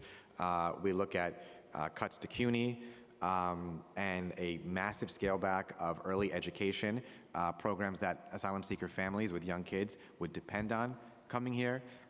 We look at not enough in services and resources to support bilingual education. And I just saw an article this morning or last night in Chalkbeat about the fact that so many asylum seekers are coming here and there not being enough support in schools for bilingual education, for teachers, teacher certification. So it really falls, it both is shocking and illogical to use the surge in asylum seekers here to justify all of the cuts to services that asylum seekers depend on. And my two questions are, first, would you agree with that statement? How do you see the response to what the claim is from the administration on this issue and the services that are being cut? So, I mean, I believe most of the cost associated with asylum seekers is emergency shelter, yeah, I think it's a difficult situation. Again, we don't have oversight over that. And yeah, there's a tremendous amount of needs amongst especially newly arrived immigrants that basically have to start from zero. Most of the immigrant population that has arrived prior to this situation, it's of people who have existing connections, families or friends, have a place to come to, and then they're introduced to different services and community organizations and so on. A lot of the individuals arriving, hundreds a day, are starting from scratch. So yes, there's certainly the need for a lot of support, and so we're in ongoing discussions with OMB about what that might look like. And again, a lot of it is not falling on Moya because, as was said here before, there needs to be some distinction between the asylum seekers and the overall work that we do for immigrants, so that we can figure out how much this is costing, in the hopes that maybe the federal government could support some of this and the state government, but also so that we don't forget that there are ongoing needs in our communities. But yeah, again, this situation is in flux. Well, it's a fundamental contradiction in this budget that we're looking at that has real-life disastrous consequences. And I think you hit the nail on the head in terms of safety net and social services that are needed for many who are starting their life over, freeing persecution, freeing discrimination and torture. My final question is understanding. Sorry, the chair will permit me to ask one. If my final question is understanding, that this is a much larger issue, not just with Moya, but the administration generally. What conversations, if any, has Moya had with City Hall about this exact issue, and how have those conversations gone? Well, we've been we are available whenever any colleagues, in the administration want to consult on the specific needs and circumstances of our immigrant populations. And with this, like I said, this population, there's just a lot of needs, that we haven't seen in a long time in New York City, but in recent history. And like you said, what newly arrived immigrants come to New York in such a way, they do need everything from mental health supports to, the supports at school, not just education, but everything else that comes with it.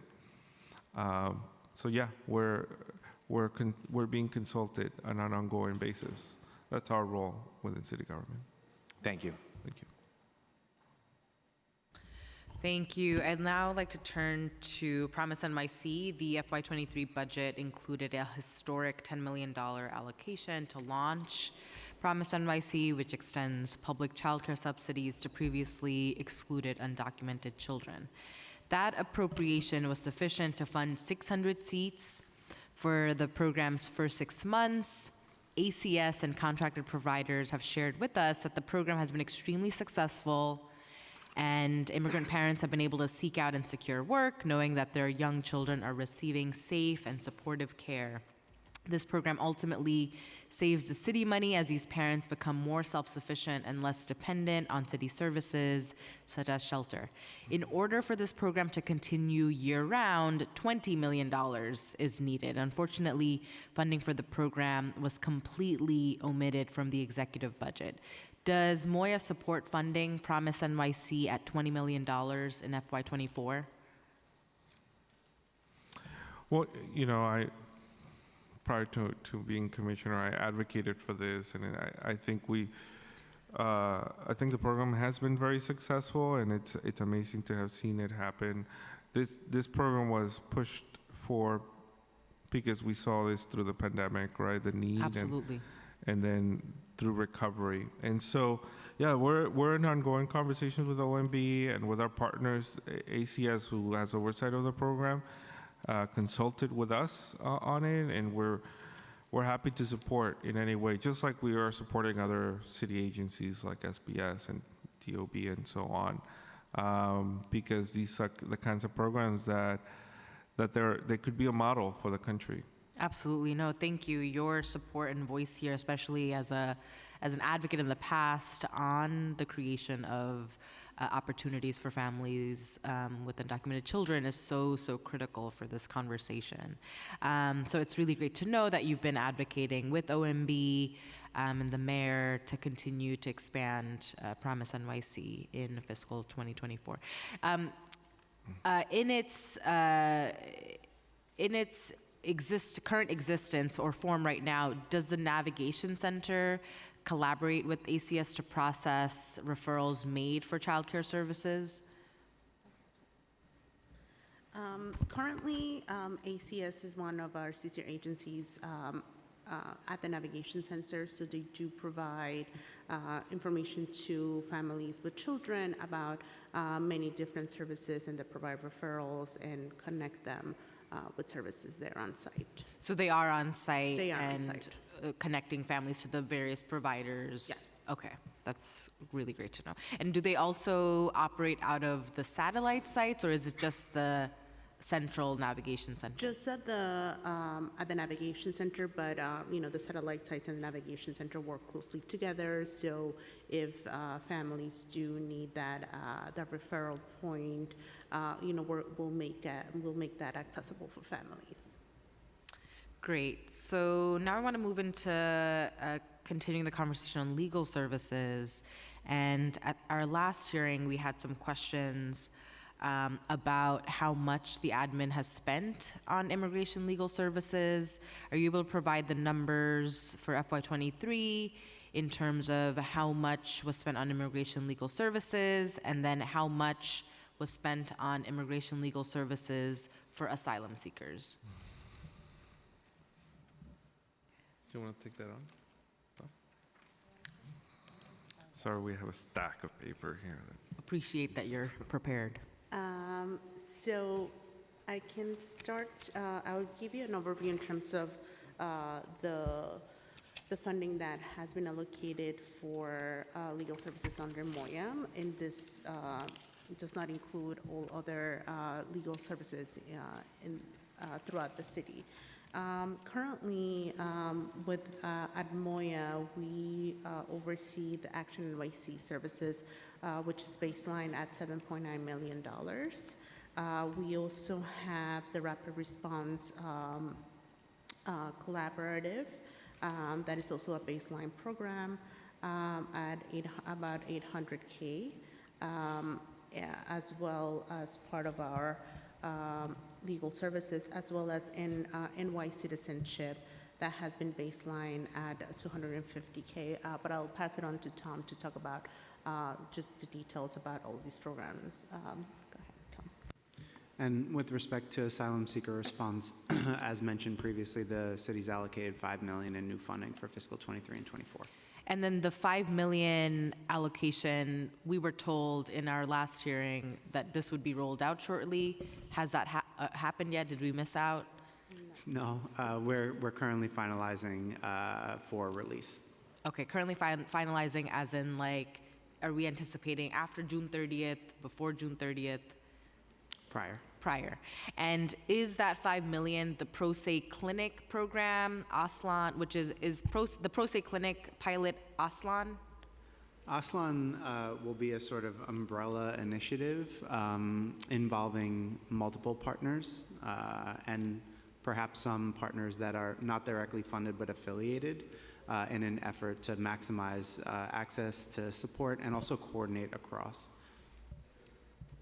Okay, so then in FY23, the immigration legal services for asylum seekers is $5 million, but that hasn't been spent yet. No, the $5 million hasn't been spent yet. Hasn't been spent yet. Yeah. So does that mean that MOYA has not spent any funding for asylum seekers for immigration legal services? We've redeployed resources under existing contracts, but we have not spent new money on legal services. And so how much existing funding was used for support for asylum seekers? Don't have the exact breakdown, but a good portion of Action NYC, many asylum seekers have access services under Action NYC and the other immigration legal service programs such as IOI. Okay. And Chair, just, and correct me if I'm wrong, Tom, this has to do with this challenges with contracting, and how slow things are, and some of these contracts would include retroactive, right, support. So, but that we won't know until later on, right? Understood. So then existing Action NYC funding did go into supporting asylum seekers with their legal service needs. Is there a call to expand funding within Action NYC, the Rapid Response Collaborative, the citizenship program, and then a total to have more than $5 million in FY24 for asylum seekers specifically?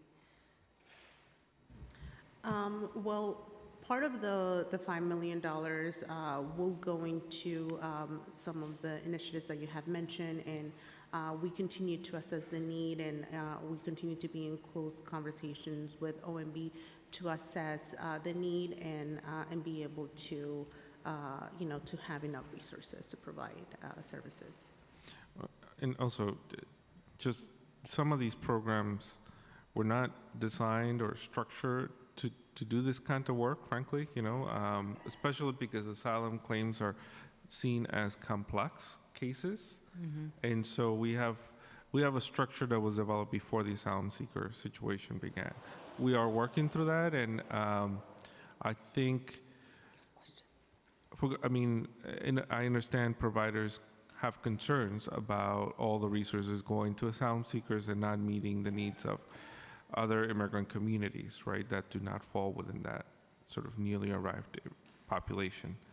But yes, we're working through that, and I think the ASLAN, or the Asylum Seeker Legal Support Network, is meant to be a network to be able to provide legal services at scale using pro se clinics and partnerships like with CUNY Law and other entities. What are the other partners for the ASLAN initiative?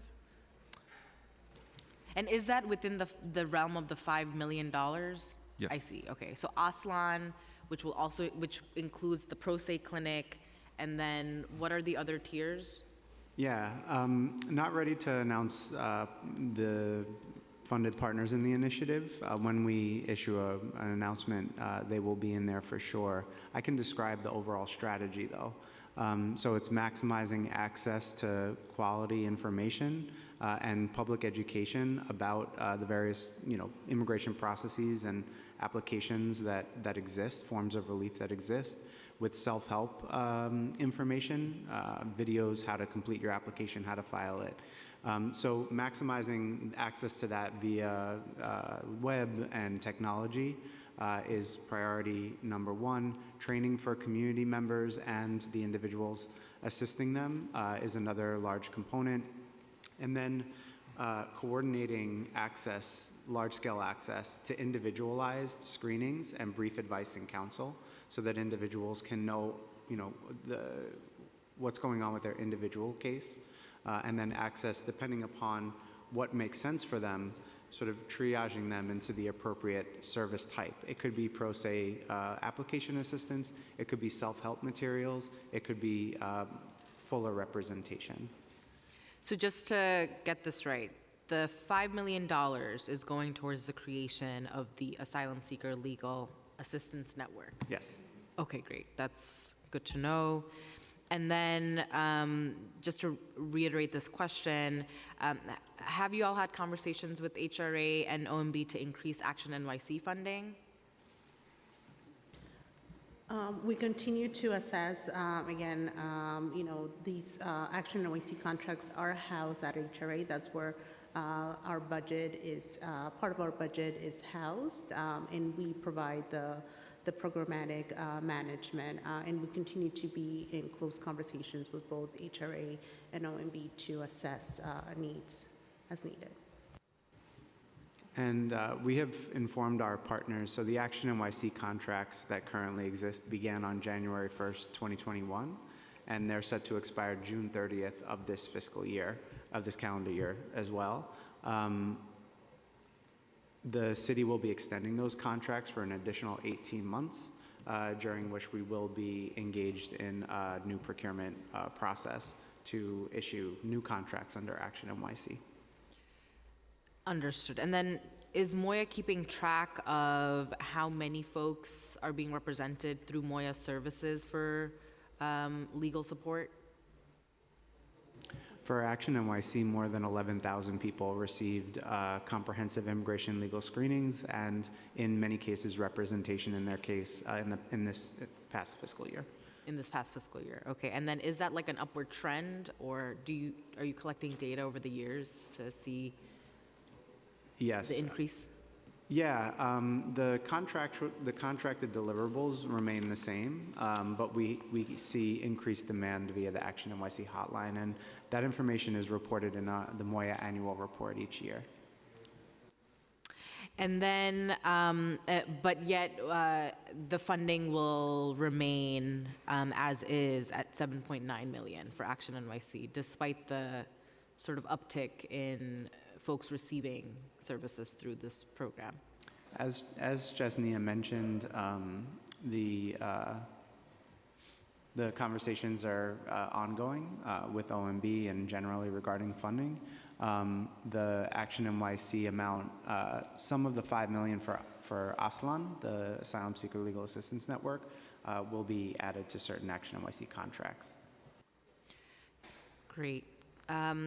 I just want to wrap up here by sharing that the comptroller and I sent a letter to the mayor this morning laying out our request for expanded legal services in detail, which includes $10 million to scale up pro se legal clinics that assist newcomers in applying for asylum, temporary protected status, and other work authorization programs, ensuring that legal aid providers have the capacity and resources they need to adequately assist, counsel, and represent the tens of thousands of migrants in the city's care and place them on a path of self-sufficiency, and $60 million for full legal representation to address the massive backlog in New York City immigration courts with 127,000 cases pending. With these funds, the city could expand programs such as Action NYC, the Immigrant Opportunity Initiative, which is IOI, and the New York Immigrant Family Unity Project, NYFUP, that have existing contracts with dozens of legal service providers throughout the 5 boroughs. The city should also leverage partnerships with local law schools by expanding the capacity and adapting existing programs like CUNY Citizenship Now to meet the needs of this new immigrant population, recruit law firms to provide pro bono assistance, and encourage religious congregations, nonprofit, voluntary, and community organizations to assist with outreach and translation. An investment of $70 million for legal services can significantly reduce the shelter stay length and redeploy existing shelter space for people newly in need of or newly arrived, reduce the number of people otherwise in the shelter system, and of course significantly save on the costs of operating shelters. Thank you so much. That's the wrap up of my questions. Well, we've also been joined by Councilmember Osei. Commissioner, I wanted to ask one last thing. The Ukrainian initiative that was funded by the city and run by NYIC, which I think was very successful, it's coming to an end. Do we know if the city is going to continue funding that service? We're still, in ongoing discussions with OMB about that and other, initiatives. But yes, that was the Ukrainian, that was the initiative I mentioned earlier today. Yeah. That along with other initiatives, it seems like that's been our role, addressing crises as they come up. And I think... Is that something that you think that's scalable to what we're dealing with now? I think both that and the Haitian response initiatives and other work we've done in response to crisis have certainly helped us, understand how to address this new situation. But, the magnitude is huge. Mm-hmm. Ideally, we can combine much of this work and see where we can be more efficient, because a lot of it's very similar, right, in terms of helping people connect to services and also legal orientation and so on. Okay. But I would say that, New York City was the first to invest in this situation, and since then the state and the federal government have stepped in and invested in support for Ukrainian communities. We've loved to see that level of investment by the state and federal government in this new community arriving. Okay, thank you all so much, and we look forward to working with you. Thank you. Thank you so much, Thank Chair. you. Appreciate it. All right, we'll take a little break, and then we're going to hear from DYCD.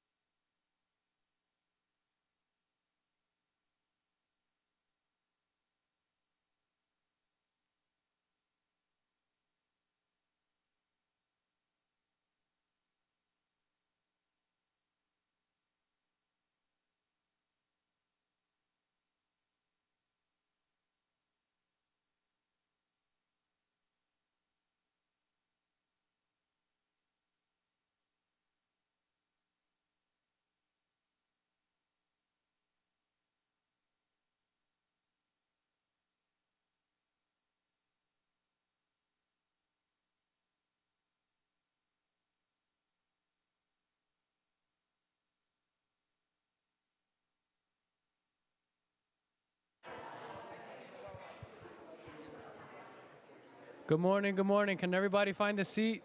Everybody find a seat and settle down. We're about to begin. Can everybody find a seat, please?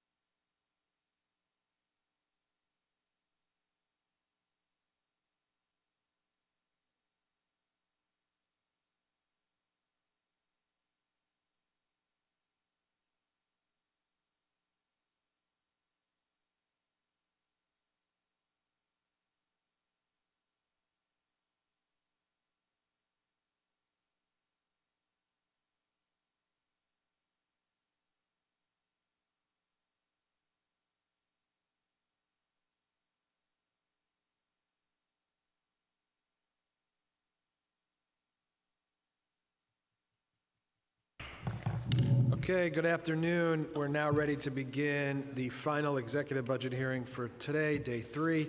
We'll be focused on the Department of Youth and Community Development. I'm joined now by my colleague, Councilmember Althea Stevens, who's the chair of the Committee on Youth Services. In addition to those who've been here with us since the start, we've also been joined by Councilmembers Powers, Richardson, Jordan, Sanchez, and Riley. I want to welcome Commissioner Howard and your team. Thank you all for joining us today to answer our questions about the budget. On April 26, 2023, the administration released the Executive Financial Plan for FY 23 to 27 with a proposed FY 24 budget of $106.7 billion. DYCD's proposed fiscal 24 budget of $1.2 billion represents less than 1% of the administration's proposed FY24 executive budget. This is an increase of $208 million, or 22%, from the $943 million originally budgeted in the preliminary plan. This increase results from several actions, mostly $184.9 million added for transferring the Office of Neighborhood Safety from the Mayor's Office of Criminal Justice to DYCD, $23.9 million added for temporary assistance for needy families, and a $9.5 million funding adjustment for the Office of Equal Opportunity, which is partially offset by a PEG reduction of $9.1 million from less than anticipated spending on the summer youth employment and Work, Learn, Grow programs. DYCD also projects a reduction of 7 full-time positions since the adoption of the FY23 budget last year. My questions today will largely focus on an overview of DYCD's proposed budget, including new needs, headcount, and the effects of the recent PEGs, as well as summer youth programs. But I now want to turn to my co-chair for this hearing, Councilmember Althea Stevens, for her opening statement.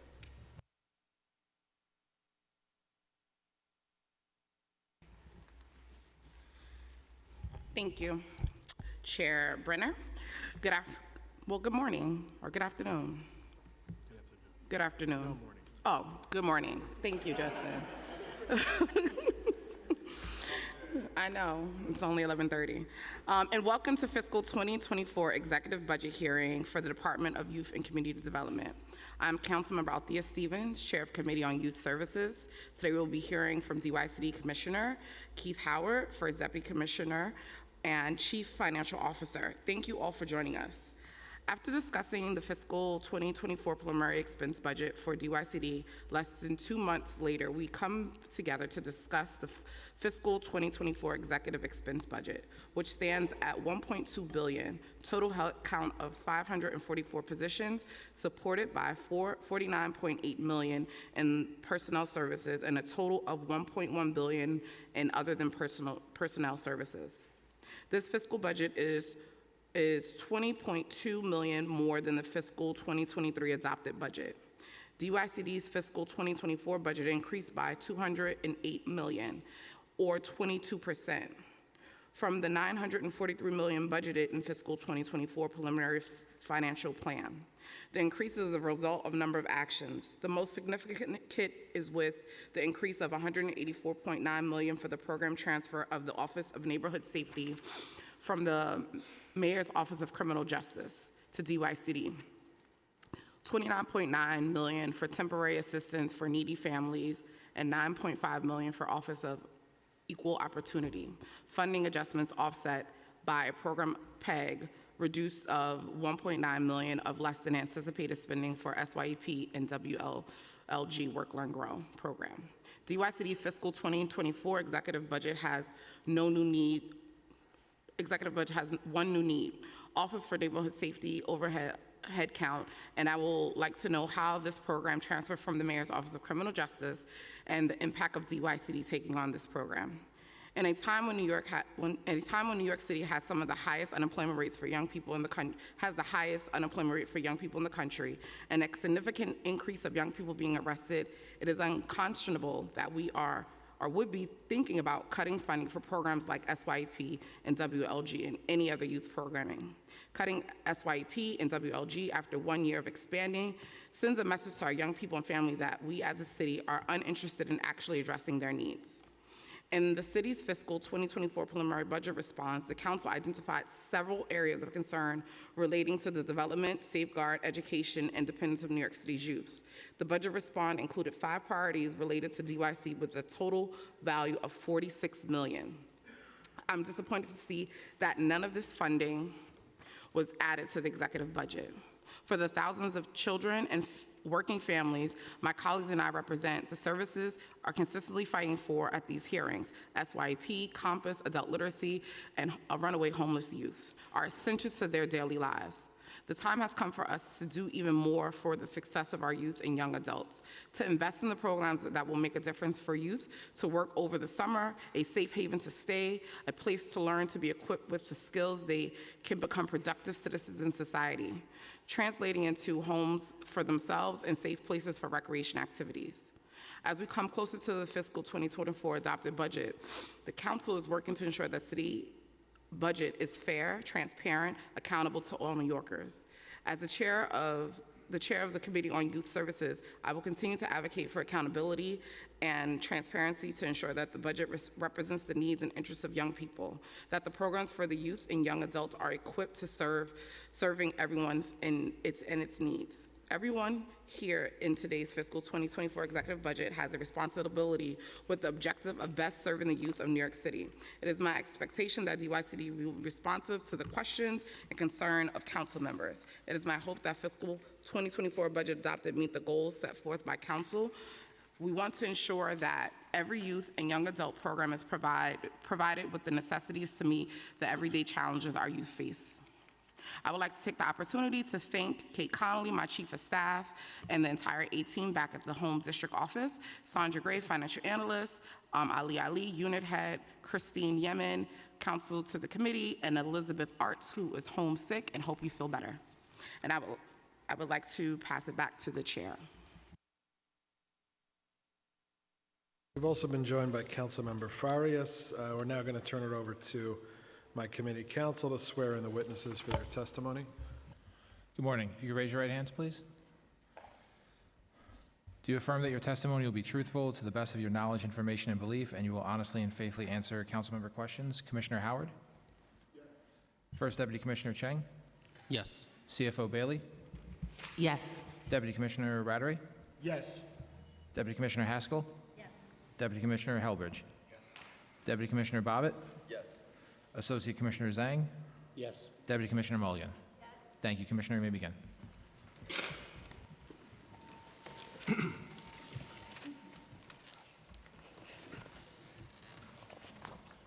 Good morning, Chair Stevens and Brennan and members of the Youth Service and Finance Committee.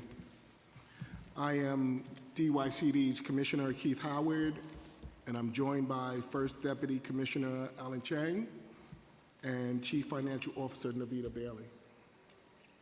We are pleased to be here to discuss the fiscal 2024 executive budget.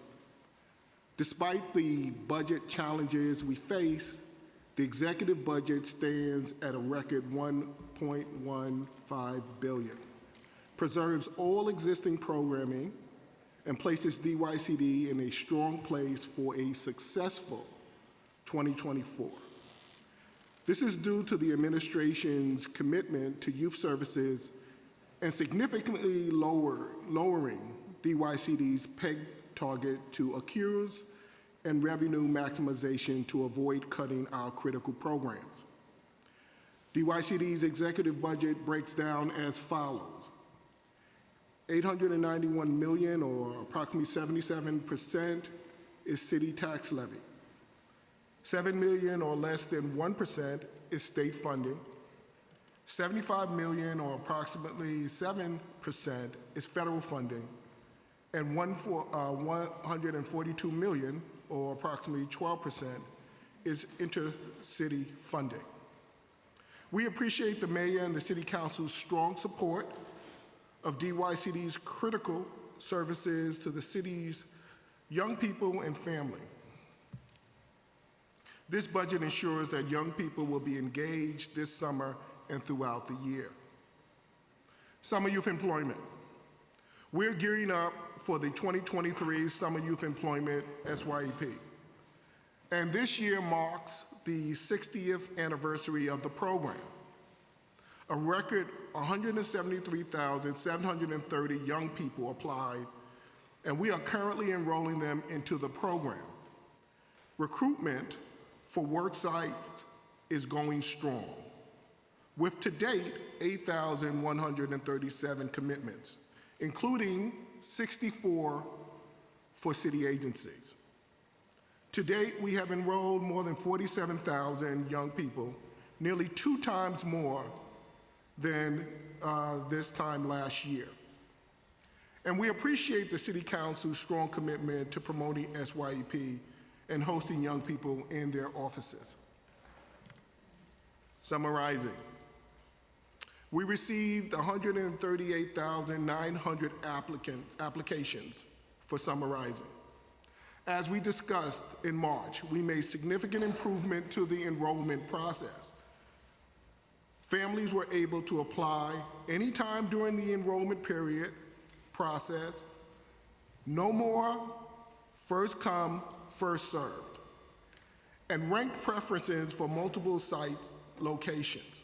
Some student groups have priority for Summarizing enrollment, such as students in temporary housing, academically mandated students, and students with disabilities. We are also offering priority consideration for students enrolled in a DYCD-funded after-school program at their program Summarizing location to accommodate students and families who are accustomed to year-round programming from their CBO providers, our partners. Families should start to hear about their child's placements very soon. Exploring Futures will be a new part of Summarizing to offer career exploration and early exposure to career opportunities for our middle school students, including STEM.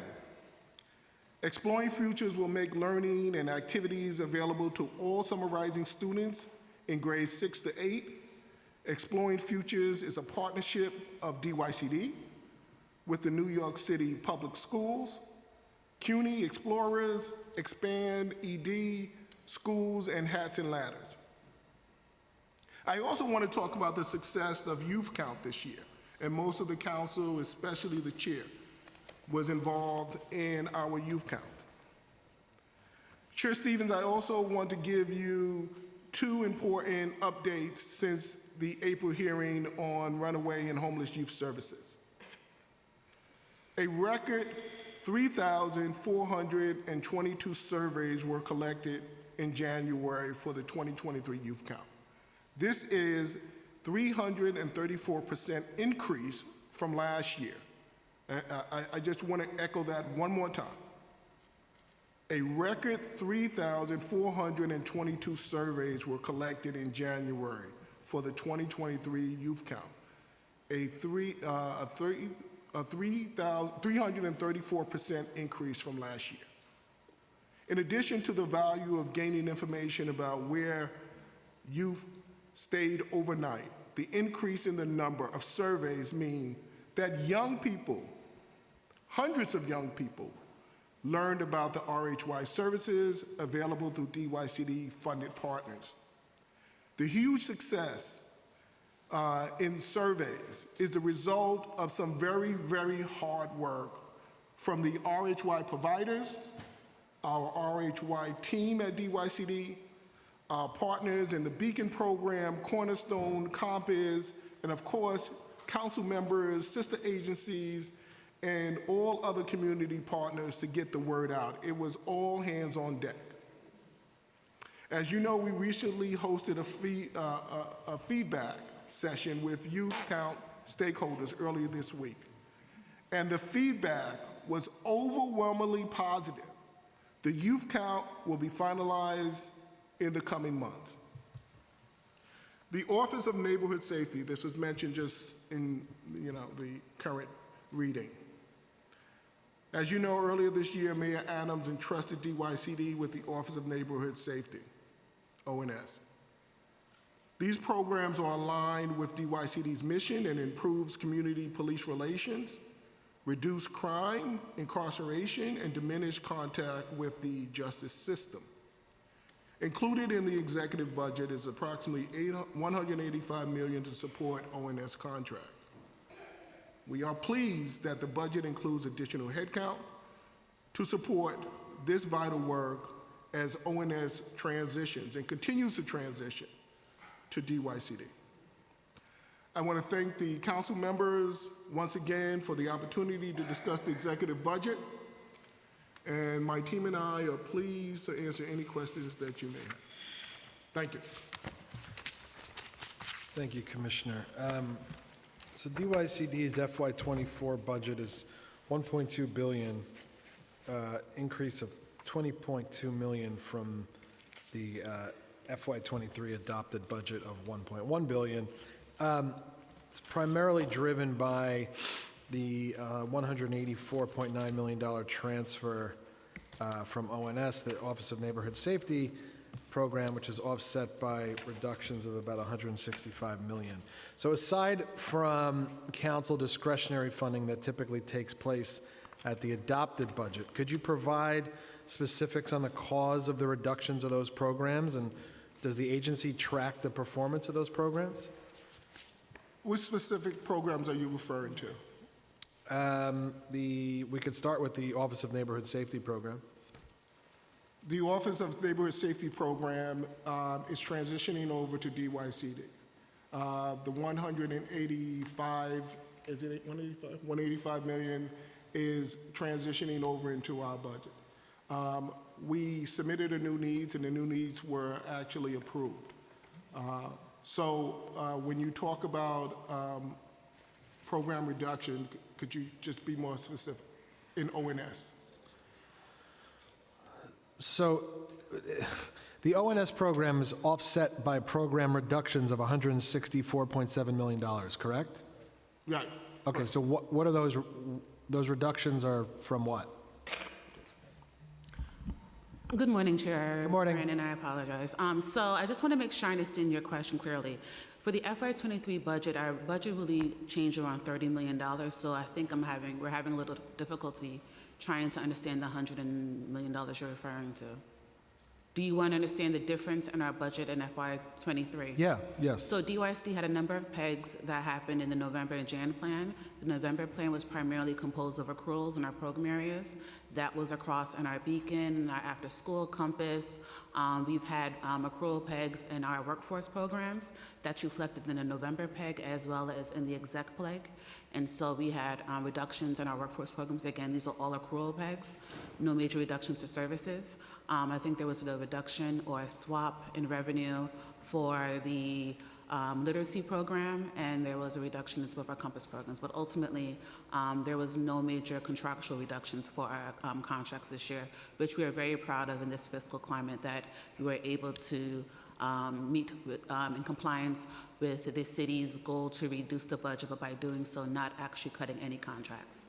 Right, and I just want to emphasize 100,000 young people that are in our summer youth employment program. So we are on course to be able to meet and match that 100,000 young people.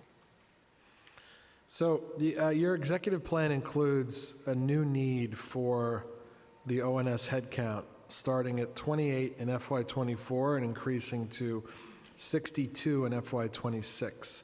Could you tell us why the headcount increase in the out years?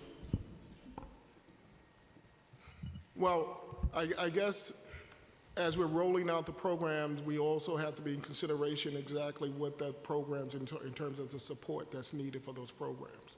So not necessarily being able to say, okay, we need a specific amount of headcount, but as we're growing the program and as it's growing into our budget and into our program space, you know, we're leaving room to be able to understand exactly what additional programming investment we're going to need.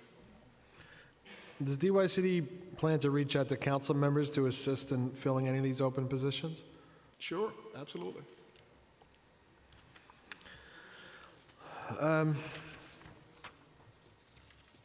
Okay, so the executive plan includes funding decreases of $36 million related to the PEG savings. The agency was able to locate savings in 3 initiatives, which we spoke about ONS, and then we have the executive plan includes $9.1 million reduction, $8.8 million additional in FY25 and the out years, and less than anticipated spending for SYEP and Work, Learn, Grow. With the current youth service crisis, how is it possible that the executive plan introduces a less than anticipated funding in DYCD's budget? So those are historical numbers when we turn in regards to SYEP. It's historical underspending in our WLG program. Basically, it's efficiencies and looking at exactly where the accruals are and where there are savings and savings opportunities. Okay, but is the decreased funding going to prevent DYCD from providing services to more low-income families? So we traditionally have always reached out to families to make sure that if there's any wait list on our SYEP, to make sure we fill those slots. That is not stopping, that will not stop.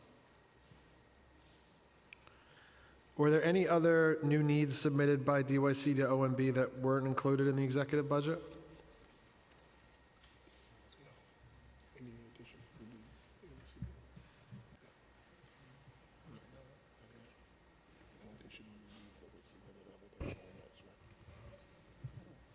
No.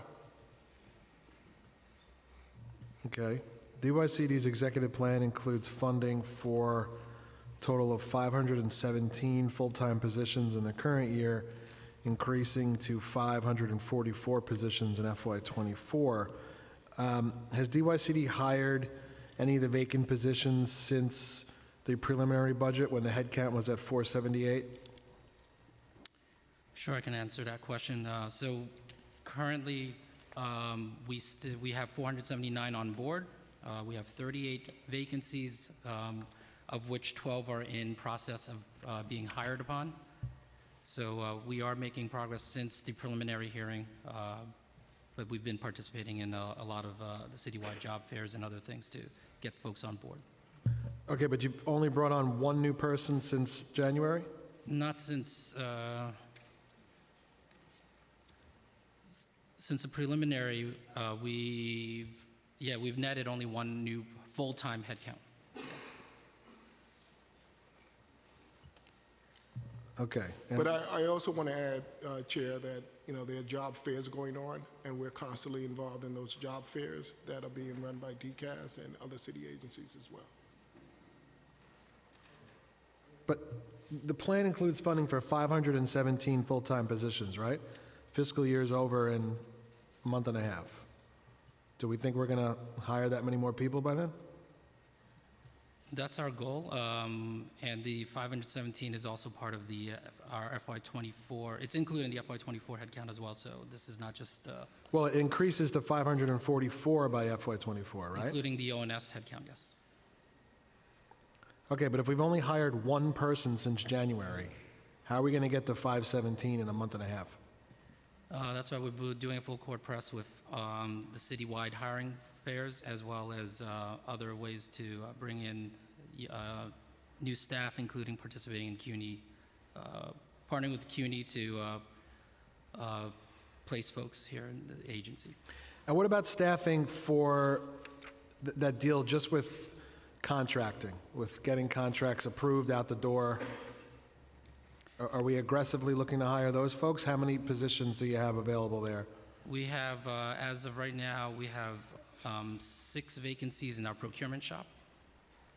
And yes, we are aggressively looking at hiring. Those are part of the jobs that we have been working in the job fairs, as well as looking at other ways to bring on. What's the total headcount of the procurement team?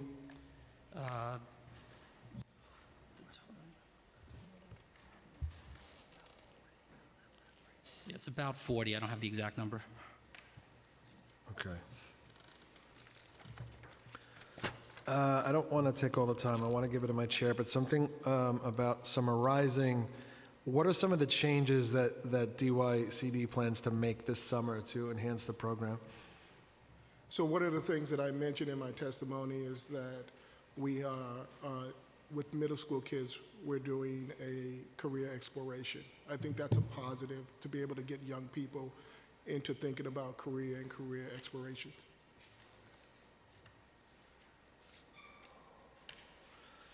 And with regard to SYEP, so the FY24 budget does not include the additional one-time funding for SYEP Metro cards. If this funding is not received in the adopted budget, how will it affect the success of the program? We understand the challenge, Chair, that the city is going through. And in that being said, we understand the challenges when it comes to the migrant and asylums and seekers, and not only that, but with some of the collective contracts that have to be negotiated or still remains negotiated.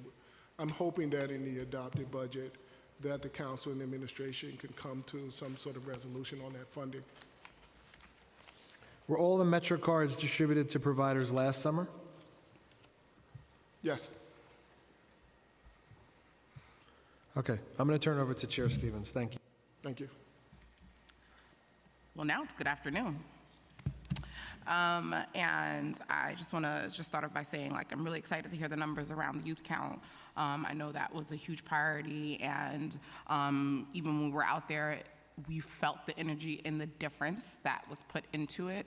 And so I'm not surprised by those numbers, but I'm excited by them. And next year, really looking forward to getting at least 5,000, because, you've hit a goal, you got to go for a new one. So I'm really excited about those numbers. So let's jump right into it. So the 29.3 million pegs for FY23 November plan still includes in the fiscal 2024 executive budget. DYCD cites less than anticipated spending across agency contracts programs. What DYCD programs represent the less than anticipated spending? Good afternoon, Chair Stevens. And so the programs that reflect the less than anticipated spending are SYEP and Work, Learn, Grow. And again, what we're talking about is wages, not necessarily contractual spending. And so no provider's budget will be impacted by this saving initiative. What is DYC's thoughts on the causes of those programs underspending? Well, the reasons for not accumulating the amount of hours varies. Again, we have a very large initiative that's across all 5 boroughs, and so a young person may not be able to use all the hours because they may be in summer school. They may be going on vacations. There may be other factors that may be impacting their ability to work all the hours. And so while as an agency we encourage it and we want to give them the amount of support and able to do it, there's sometimes challenges that may not be able to do it. And so what we wanted to do was be in compliance with this PEG, but at the same time not have any impact on any young person's budget as well as the providers. And ultimately, if a young person works additional hours, they will be paid. So while we have this PEG saving, I can assure you that the commitment to the city is to make sure that if more people work more hours that are reflected in the budget, we will ensure that they will get their money. And I guess understanding exactly the nature of the way that the program runs, and I know you understand it very well, sometimes families go on vacation, and young people go with their family on vacation. And those are the situations that happen. Yeah, I mean, it's always a number of reasons. But what are you guys doing to like maximize programs, budgets around spending and making sure that they're staying on track? Because to me, it is not okay to leave money on the table. And so if those young people aren't able to maximize it, what are we doing to ensure that we are maximizing that by reaching out to additional children and making sure that this money is being used? So how are we working with programs to make sure that they're maximizing their budget? So just focusing on SYEP, we do have a wait list, and we do make sure we contact the family and the young people on a SYEP wait list to get them in the program. But at some point in time, understanding that it is only a 6-week program, there's a viability there, right? On to make sure that the program integrity is also there and the kids are going to actually learn something. So understanding that, coupled with the fact that the parents, are taking kids to family reunions and other things. What we're doing with the providers is what we traditionally do. We work with the providers through our capacity building to make sure that they understand the contract management, and we make sure that they know exactly what initiatives they need to do and how we can support to make sure that the contracts are being managed and they're maximizing the revenue.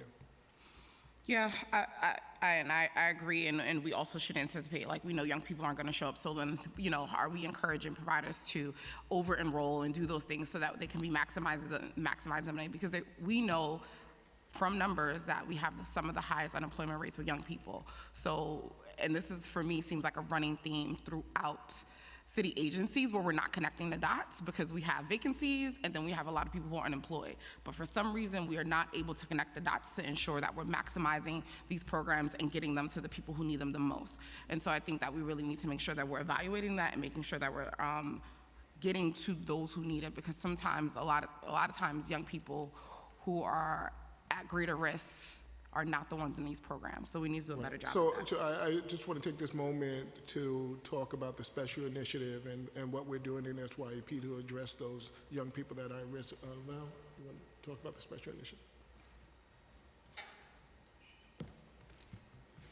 Yeah, I think, is this on?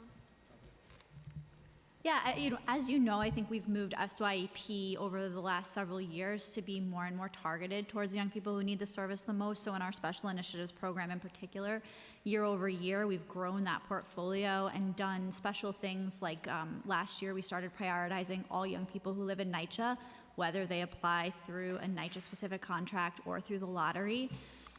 We have a partnership with DOE where we target youth with disabilities. We've increased that number year over year. We partner with District 75 and TCAC at DOE to do that, and the MIPD is a great partner there as well, being an employer for a lot of those young people. We work together with ACS, with DOP, DHS, to target young people in one of those systems to make sure that they get priority slots and also additional resources and services to enroll in the program. So everything about SYEP right now is targeting those slots that we have, the resources that we have towards young people who need them the most. Yes, I agree, and I know that you guys have been making great strides to make sure we're reaching more and more young people, and especially those who typically are not in these programs, but I'm always going to push that we could always do more because there are still young people who have very high unemployment rates. And we heard you, and one of the things that we decided to do, and Val can talk about that as well, is we started doing grassroots recruitment. So we went to some of our NYCHA cornerstone programs and community centers and actually started recruiting on the ground. If DYCD anticipates savings for $40 million on less than anticipated spending over the next several years, will contracts be value be reduced? I don't see that happening. When you say you don't see that happening, isn't that like the trend that's happening? Because we're saying that they've been reduced. That's what's happening? We can't baseline the historical numbers, right? So if we're looking at an historical numbers and understanding that there will always be some savings there, knowing exactly how much that savings are or will be, how do we determine that? I mean, historically, these contracts have been underspending, and so my question is, why aren't we shifting those to providers that are able to provide those slots and shifting them to other programs that have longer wait lists? So why aren't we looking at those things to actually maximize the money in this portfolio? So, hi, Chair Stevens. And so just to expand on what the Commissioner was stating, these contracts, we are doing accrual savings. And so as he mentioned, we are not doing contractual reductions for the term of these contracts as they currently exist. So I want to make sure that's clear for those listening that these are accrual savings and they will not have any impact to the contract value of these throughout the duration of their term. Nor the amount of kids. Correct. There will be no reduction to the kids served. In addition to that, I believe your question was around how do we ensure that the funds that we have for certain contracts are being expended appropriately.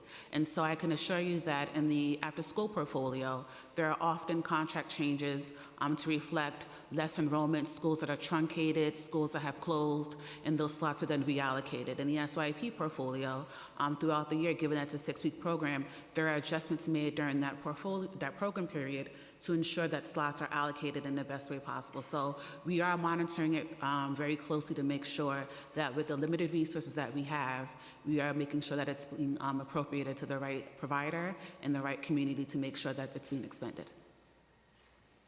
But that kind of didn't answer the question that I asked, though, because I asked saying, like, if we know that historically this is going to happen and thinking ahead, and I know that even with the compass, that typically happens where you'll shift it, especially if a program is closing, but I'm talking about if there's accruals, why are we not saying, like, let's shift these to the providers that have longer waiting lists and things like that, opposed to just, like, if a program is closing? So, Chair Stevens, that's what I said. So for a provider, for example, if you have a contract and you have 100 slots, you do not serve 20 of them for multiple years.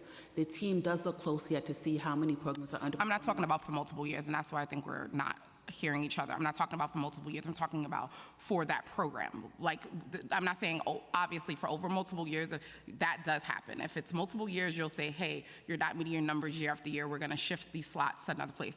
Yes. You're talking about a provider that has a contract and has multiple contracts and is underspending in one area, and can they move that funding to another contract within that same provider's portfolio? Not necessarily that provider to another provider, because we often know that there are some programs that have longer wait lists during that year, and that money is just sitting there, and now we're saying we're reducing it and there's no reduction in services, when there really is, because we're not reaching the amount of numbers of kids that we say that we are. So I would also want to mention that when we do reallocation, we have to be mindful of PPP rules. And so money is allocated by a solicitation, so we just can't move money from provider to provider. We have to make sure that we're following all the appropriate procurement rules to make sure that we stay consistent to the RFP and the funds that were initially allocated. So if it's underperforming in an elementary program, we got to make sure that when we reallocate it, we're reallocating to another elementary program. We want to make sure that if it's in a certain district, we're reallocating to that same district so that community is still receiving it. So we would like to do it, but again, we're in the fiscal year. Sometimes you find out later that they're underperforming, and funds can't move that quickly. And that's why we typically try to look at multiple years, because there are a number of things that can impact a program's performance in any given fiscal year. We don't make decisions just based off of one fiscal year. No, I'm aware, but I'm also aware that sometimes historically it takes multiple years for that to happen. So I'm aware of that as well. So we're going to move on to Office of Neighborhood Safety. DYCD's budget for ONS includes $840 million added to fiscal 2024, $131 million in fiscal 2025, and the out years. Are there any challenges that DYCD foresee in successfully running this program? Challenges in terms of the way that we're managing the program, because we're still going through a transition. So based upon the fact that we're still going to transition and we're in communications with, the Mayor's Office of Criminal Justice, we're still trying to understand what those challenges are so that we can be prepared for it. So you do foresee some challenges, and that's what I'm asking. No, I'm saying we should be prepared for any possibilities of any challenges. But right now, we're still in transition. We're still having conversations with the Mayor's Office of Criminal Justice. So you don't foresee anything that's going to... So what I'm saying is that those transition periods are And it's okay it's okay to foresee some challenges, and that you're preparing for them too. It's okay. We've been able to adapt to other challenges that we've had in our portfolio. No one's saying that you're not. We're just asking if you foresee challenges. No, I just want to be clear that those conversations are still ongoing. And the Mayor's Office of Criminal Justice has been very upfront on exactly the transition and the transition period, the issues involving the budget, the issue involving program and program areas, so those conversations, but I would love to read you in as soon as that program officially transitions over. Absolutely. I've been meeting with you guys monthly about it. So I also foresee issues, and I don't know why it's such an issue to say that. And it's okay, and I think that you're preparing for it, but there is going to be some issues and challenges. Like, it's okay. Like, it's not a bad thing. I understand. What is the current number of contracts for these programs? Is DYCD going to increase the number of contracts for these programs? Yeah, I'll take that question. So currently, as it's structured, there aren't that many contracts. There's probably less than about a dozen contracts, but there are a lot of subcontracts within those, and those number like up to 100. So we are definitely, as the commissioner is saying, that is one challenge, to your point, right? But we are thankful that, OMB and Mayor have agreed to give us additional resources to help manage that. Contracting is obviously a big concern for the city as a whole. So we are getting the resources we need to make sure that those contracts and subcontracts get registered. So you said there's 12, and how many subcontractors? There's somewhere between, I think, 80 to 100. Yeah. If you can give me the exact numbers, that'd be we'll great. get you. Yeah. Will DYCD be allocating to historical groups who've been doing this work? I believe there's there's a process, and based upon the process that was, established by the prime contractor, which is United Way. We'll see exactly at the end of the process where the RFP awardees and who has won and who has lost. Right now, we're not there yet. Interesting. There are providers that have been reaching out because they have not received FY 2023 funding. Will DYCD accommodate the providers that have not received funding to successfully run their programs? So if there's a provider that has issues, I would really like for you to refer them to me so that I can resolve those issues. Has DYCD performed any evaluations or have anticipating performing evaluations for these new programs coming on to under the neighborhood safety? So currently, again, we're still transitioning with MOCJ, Mayor's Office of Criminal Justice. Those are questions that, we will be asking in terms of evaluation and where they are and have they been completed or done. So I really don't have an answer for you on that one, but I can get back to you on that one. Yes, thank you. Summarizing, at the preliminary budget, we had the opportunity to discuss summarizing program. DYCD successfully enrolled 110 elementary and middle school students for programming, and enhancements to enrollment process were great results. I know the enrollment has begun. Do we know and have total numbers? And I think you mentioned in your open around how many students are currently enrolled. Susan?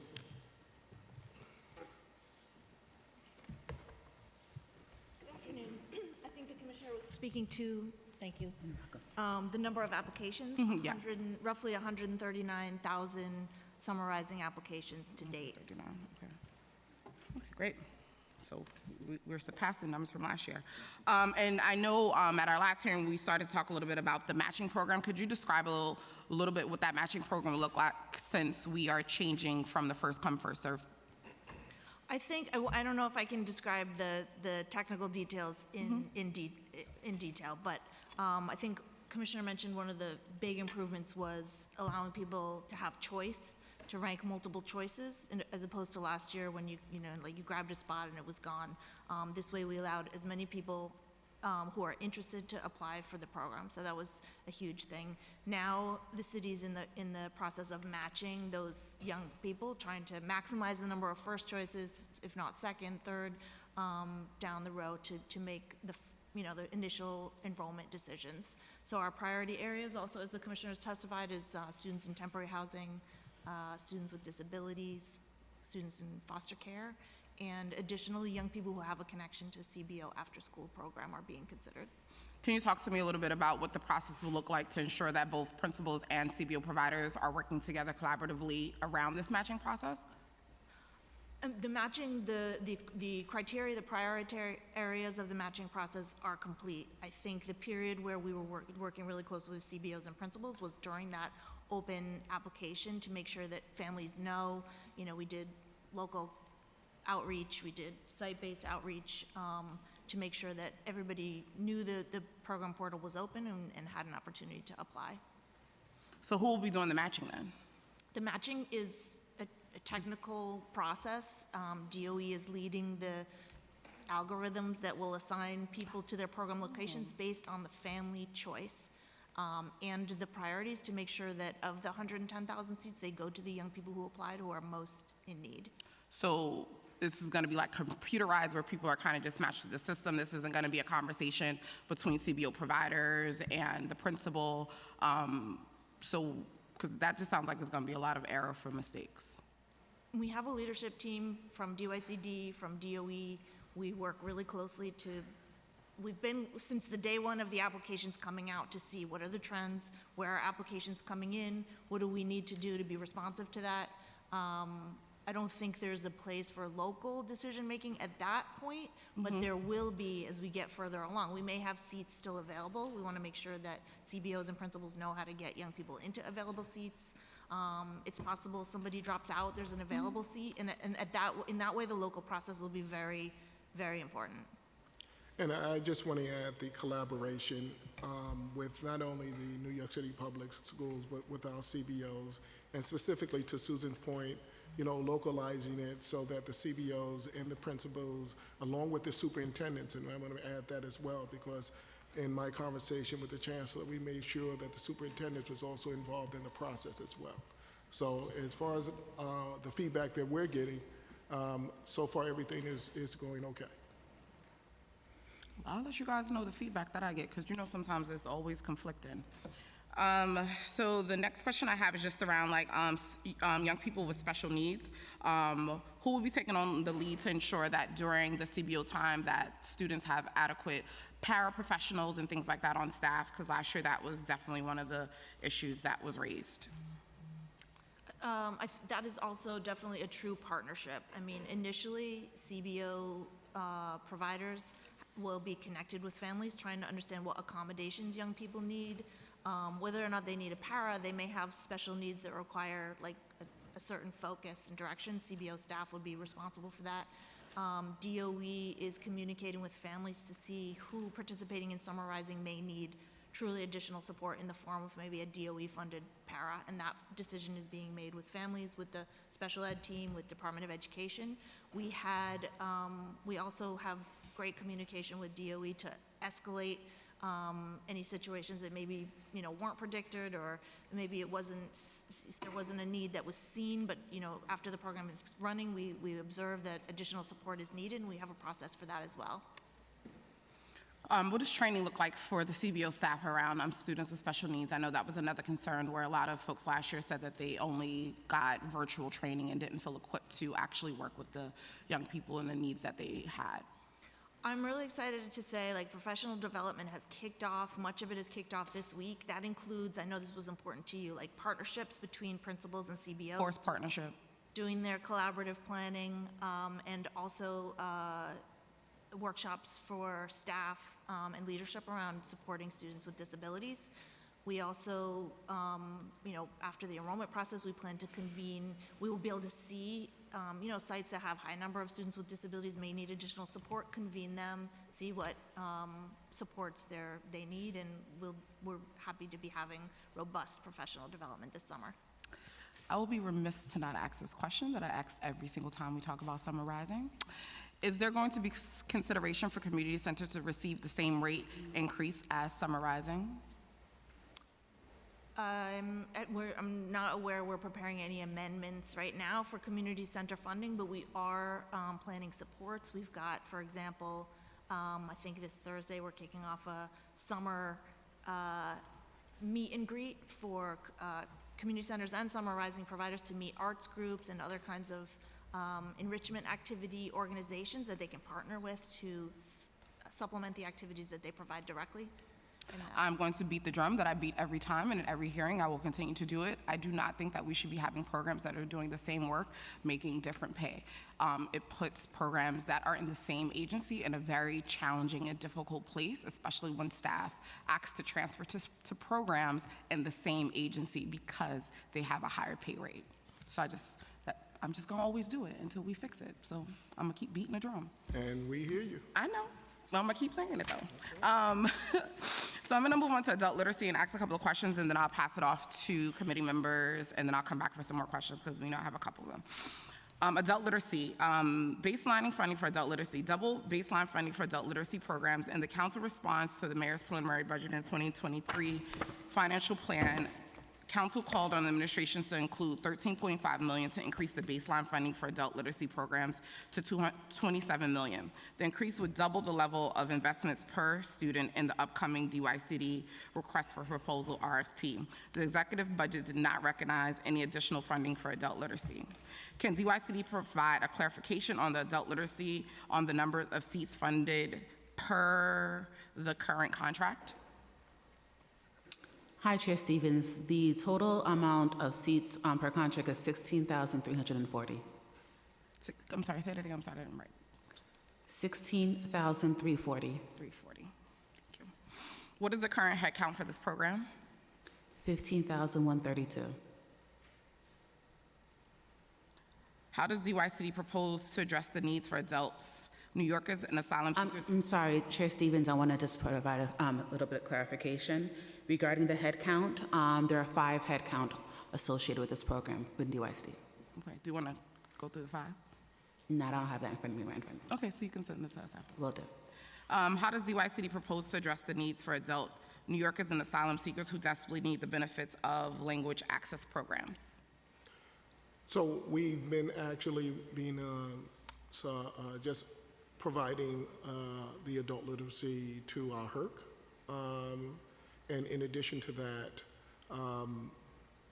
we've provided, I know we're sticking on literacy, but I also want to emphasize the investment that we've made in terms of our RHY programs and in terms of providing with our CBOs additional services such as legal services as well for our migrants and asylum seekers. But specifically on literacy, we have an investment that we're working with, and we have provided literacy programs in the HERC centers. Thank you. And because you did bring up the RHY population, and I know there was a one-time allocation of $200,000 to one of our CBOs, will that also be allocated again for next fiscal year? We're currently meeting with our CBOs to try to understand what resources they're going to need as we're looking at the increase and monitoring the increase along with the other sister agencies and City Hall on the migrant situation and the influx. What is the current per student rate for adult literacy education programs? The rate ranges between $850 and $950. I'm sorry, say that again? It ranges between $850 and $950. Does the current rate adequately support the requirements and services for the adult literacy? And how can the administration reconcile any discrepancies? I think the rate currently supports the viability of the programs based on the requirements in the RFP. I think that we are currently going through a concept paper and we are evaluating the existing model, and we will make adjustments to the rate as we finish the concept paper review process. Yeah, DYCD recently released a concept paper that included approximately $12.6 million for funding for adult basic education, English speakers of other languages, and high school equivalency programs. Yet the executive budget only includes less than $10 million for those services, just 72% of what DYCD committed to in the concept paper. Why is there a gap in funding, and when are we expected OMB and DYCD to add the additional $3.5 million to cover the $12.6 million identified in the concept paper? The current RFP budget is 12.7. I'm not sure of the amount. I know we've had some adjustments to the budget, but in reflection of PEGs. But the previous PEG for adult literacy was actually a revenue swap. And so their baseline contract for the RFP has not substantially changed. And so I'm not entirely clear of the $3.5 million you're referring to. It's saying that in the budget currently, it's only $10 million that's allocated for the RFP. So I think that's where the discrepancy is. I think I can follow up with you after the hearing to kind of figure out how we can reconcile the differences in numbers. Thank you. The concept paper increases student funding for adult literacy from $950 per student to $1,300 per student. The current $950 rate established since 2014, and the new $1,300 rate simply reflects the cost of living adjustment. Based on the cost model budget for the investment and quality report, advocates are calling for the rate of no less than $2,700 per student to adequately fund the resources and support needed to serve adult literacy. How does the administration plan to achieve the level of investment while also proposing cutting funding for adult literacy education? So I just want to emphasize, and I'm sorry, we're going to keep having these conversations on the fact that the city and the city fiscal situation is still trying, is still a major issue. We have the migrant situation, the asylum seekers, we have the collective bargaining agreements that we need to land at. So I understand, the PPP wanting to be and land at a certain level, but at this time in dealing with the fiscal challenges, we don't know. We have no, we understand, we hear their concerns, we know exactly where they want to land, but right now, 1,300 is where we are proposing in the concept papers.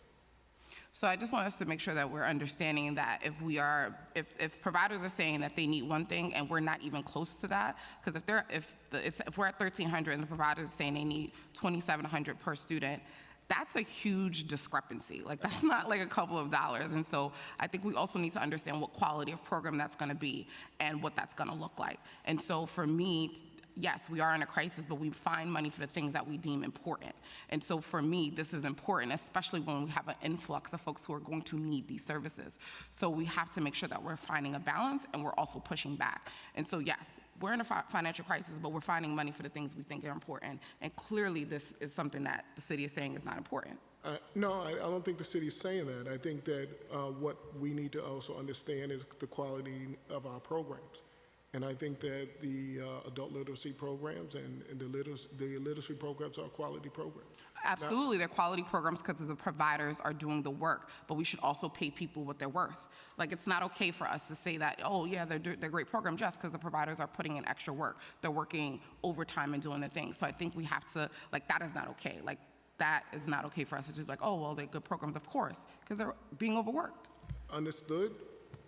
Again, circling back to the fiscal situation, right?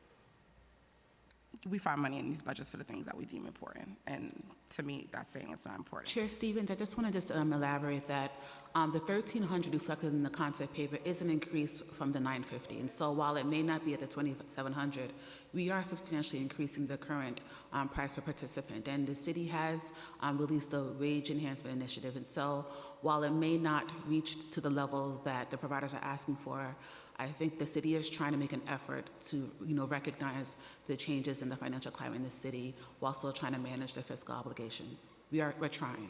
No, I don't think that, this is not about anyone trying. What I'm saying is, if the people who are actually doing the work is saying it's not enough, it is not okay for us to be like, well, you guys figure it out. That's just not okay. And I don't think we're saying that. I think we're basically saying that we understand. I've met with the the providers as well, and I understand. I understand where they want to land. I really do. And we should push so we can get there. So I'm gonna open it up now for my colleagues who have questions, and I have a few more questions, and we'll come back. We've also been joined by council members Brooks Powers, Brewer, and Ayala.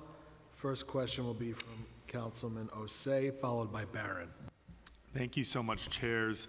The executive plan calls for $48.8 million for runaway and homeless youth programs. This is $4.5 million less than the fiscal year 2023 adopted budget due to one-time funding. This committee actually just had a hearing on runaway and homeless youth, which talked about the dire need for new beds for runaway and homeless youth. How will this reduction impact this need, especially as we have more youth in our shelter system due to the arrival of asylum seekers? So I just want to add, and thanks for the question, that in our runaway homeless youth program, we have a success story, in fact. One of our sites that is run by Rising Ground, it just came on site. So we're at for the 21-24 population, we're at the 60 bed where we were originally in previous years. So that's a good story. The level of investments that we need and understanding exactly where those levels of investment is a conversation that we're currently having with not only our providers but with OMB as well. Mm-hmm. Thank you. And at the committee's last oversight hearing, and sorry to bring this up again, we spoke to many advocates who told us about their shelter experiences. They said that as LGBTQ youth, they felt discriminated against by the staff at their shelter and did not feel safe. Will any of this budget for runaway and homeless youth go towards specific LGBTQ runaway and homeless youth initiatives? And if so, what are they?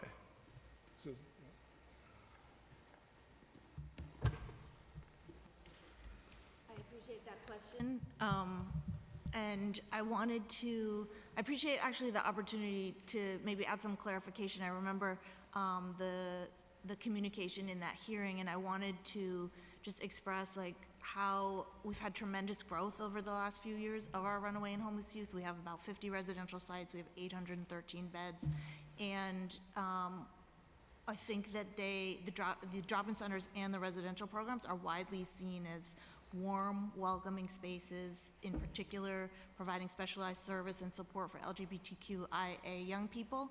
So I feel that the services coming through runaway and homeless youth are generally reflected by young people as being very supportive and warm and welcoming.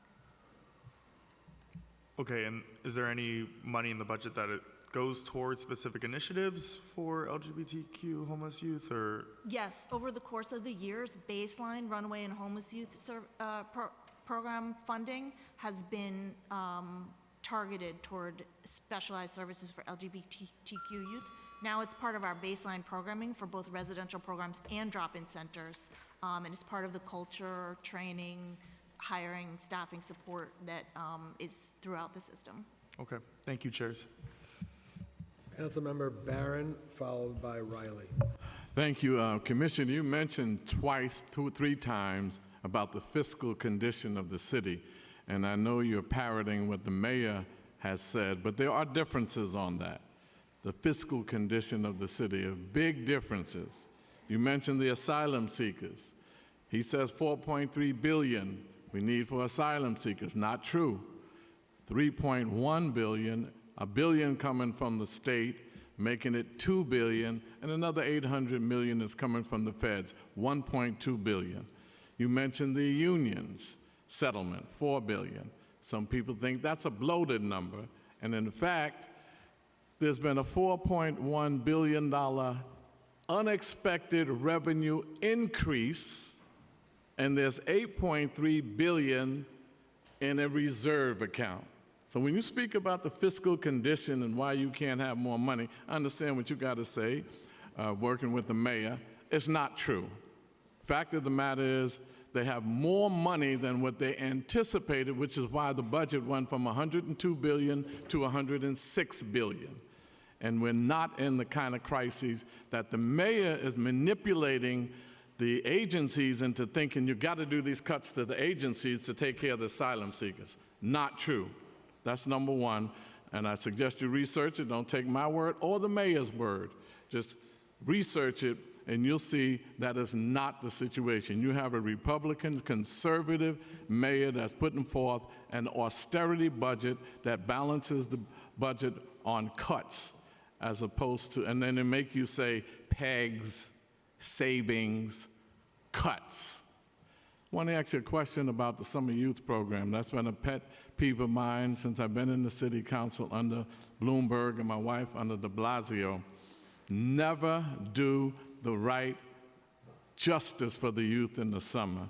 In your report, you said there was 163,000 youth who applied, and you doubled it. 53,000 actually got positions. Somewhere else in the report it said 100,000.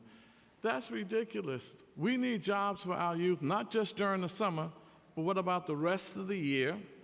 And how much are they making over the summer? There's no reason why we can't employ all of those youth that apply.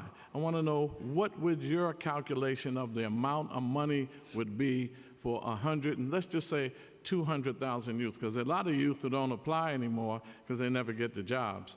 But let's just say if it was 200,000 youth jobs over the summer, how much money would that be? And do you have a program for youth employment for the rest of the year, beyond the 2 months? I'll start there and stop there. Okay. Thank you, Councilman Barron. Violet, could you set it there for a minute? I just want to first make sure that you and I are correct on the numbers. So the investment that the mayor had made from the previous mayor was 75,000 SYEP slots to currently, going into the second year, 100,000 young people getting jobs. Not only are they getting jobs, but the mayor also insisted that we also institute financial literacy. That was part of that whole program, which has never been done before. So that's an investment. And I think that sometimes we need to look at programs and program investment and then walk away with a win. This 100,000 young people getting jobs, working in careers, having the experience with not only local community-based organizations where they're working at, but also Microsoft and other corporate executives. For those youth, that's great, but there's 100,000 youth who have nothing. And when you have a city that has a $106.7 billion budget and takes care of half the youth that apply, I don't see that as a success, especially when it's not necessary. If it was absolutely fiscally necessary, I would be on the same page with you. But I've been in here for 14 years. I don't know how many budgets you've been through, but I've been through 14 budgets, and there's always been not enough money for youth employment. They need jobs, not jail. And I will guarantee you in this budget, if you combed it yourself, the mayor can talk about, de Blasio bragged about the 75,000. Then the mayor says 100,000. Bloomberg brags about 40, 50,000. But we're not taking care of our youth on that employment level, no matter how many wonderful things you say. And this is not a knock on you, because you're strapped with whatever they fund you. But just to let you know that your mayor is shortchanging you unnecessarily. And I also want to emphasize, and I don't know if you heard about the special initiative, which I brought Deputy Commissioner Mulligan in, because I want to make sure that we provide you with the correct information on the targeted population that you have successfully advocated for. Could you talk about the special initiative? Now, before we go to that, I just want to stay with the summer youth. Sure, that's what we're going to talk about. But I'm saying just the amount of slots. The 100,000 is woefully inadequate for the youth that are going to need jobs this summer, because when the sun comes out, unfortunately, the guns come out, violence goes up, and we need to address it more seriously. Not concerned about that part of it, just the number of slots available. Is there something that can be done? 100,000 seems a lot when you compare it to other years, but when you compare it to the need, it is woefully inadequate. And then you mentioned gun violence, and I just want to emphasize that the increase from 75,000 to 100,000, the mayor's investment, was specifically based upon the mayor's blueprint to end gun violence. Yeah, but that's not going to end it if you have 100,000 youth who are not going to receive jobs when you have money for them to receive jobs. That's what I'm trying to get across to you. I know you got to come and defending the mayor and all of that, but the bottom line, those are flowery words at these hearings, but I live in East New York. And we've been And to I East New know, York. I got you. And we recruited in your neighborhood. I know you did. Not enough. A.T. Mitchell, Yes, sir. one of my proteges, we work hard. He does work. Even those programs are challenged. I wanted to ask you that, and then I'll stop. The reimbursement, it's not working. It's not working at all. I have a bill in now, and I wonder if you would support it, to say that we need to end the reimbursement, particularly for black and brown not-for-profits who don't have the money to shell out the initial money and they get reimbursed. My bill would say that they should get their allotment and have to turn in receipts and all of that to be accountable for it, and it should be expedited through the comptroller's office. But only rich, not rich, but well-off white not-for-profits benefit from reimbursement, not the very people you're talking about, A.T. Mitchell and all of them. They are suffering because they got to have upfront money in order to get 50,000, $1 million. They got to have the upfront money. If they don't, they can't even spend it. Then they got to get bridge loans, and that becomes a real problem. So I know the mayor's talking all of that stuff, appointing people, and even those programs are underfunded. In a robust economy, trust me, it's not what you think. I would love to sit down and hear Love your to. thoughts, Councilmember Barron. I would love to. And I was at the same event in Man Up, at their community center with you, and I hear you. I would love to sit down and hear your thoughts. You got it. Okay. Councilmember Riley. Thank you, Chair Brandon and Chair Stevens, and thank you to the administration. Commissioner Howard, it's great to see you today, my brother. Just a few questions. The council's recommendation for adult literacy and continued education funding was based on essential needs. I can specifically cite in my district as an example of a large immigrant population of everyday New Yorkers with diverse experiences and backgrounds, many of which are looking to grow in these professional fields and programs, and whom have shared the benefits of classes they have received. When enrolling in these programs, they also gain access to other resources and structural knowledge, and my staff have received constituent service referrals from service providers. These programs invest in the whole person. Furthermore, we are facing staffing shortage in our city administration services, and it will be cost effective to provide such supportive training and investment. So my question is, what are the plans to increase adult literacy and shore up our workforce needs, taking into consideration that $0 was allocated to expanding adult literacy in the executive budget? So again, I think Navita Bailey mentioned that we did increase the PPP in our concept paper. We went from 950 to 1,300. We understand that we need to continue to talk with ONB, we need to continue to talk with our community-based organizations, we need to continue to talk with the council on exactly where we need and where the actual line of communications and the gaps in communications need to be shored up. Because to be quite honest, if the community-based organizations are telling us it's not enough, we hear you, we understand that. But we have increased, and we did show an increase in the PPP. You said 950 to 1,300? 950 to 1,300. Thank you, Commissioner. Considering the expansion and development of the Work, Learn, Grow has not been funded, what plans does this administration have to ensure that New York City students in need have a place to receive college readiness skills, internship opportunities, and career explorations? Great question. Thanks for that question. Right now we have funding for 2,000 slots for Work, Learn, and Grow. We're really grateful that that funding was baselined and are focused on making sure that those slots are as high quality as they can be. We've built a really amazing partnership with CUNY, so students through that program will be able to participate in a CUNY course. Last year, for the first time, since we developed this model, we expanded that program to our special initiatives population that I was talking about earlier. We're really proud of that as well. So, right now we're working with the 2,000 slots we have to make sure that they're really successful this year. Thank you. Earlier this year, news broke out about a change in policy for DYCD overnight drop-in centers despite no longer allowing youth people to utilize cots while awaiting a bed at the city's numbers of youth shelter beds. This exposed a significant service gap and disempowered compassionate providers for providing shot gap services. As we work to negotiate new strategies to address this lack of support, it is even more deeply concerning to hear that the executive budget does not have funding outlining to meaningfully scale up these services. The council has been soliciting the administration's support for $6.3 million in baseline funding to provide 40 additional beds and staffing for housing navigation and peer services.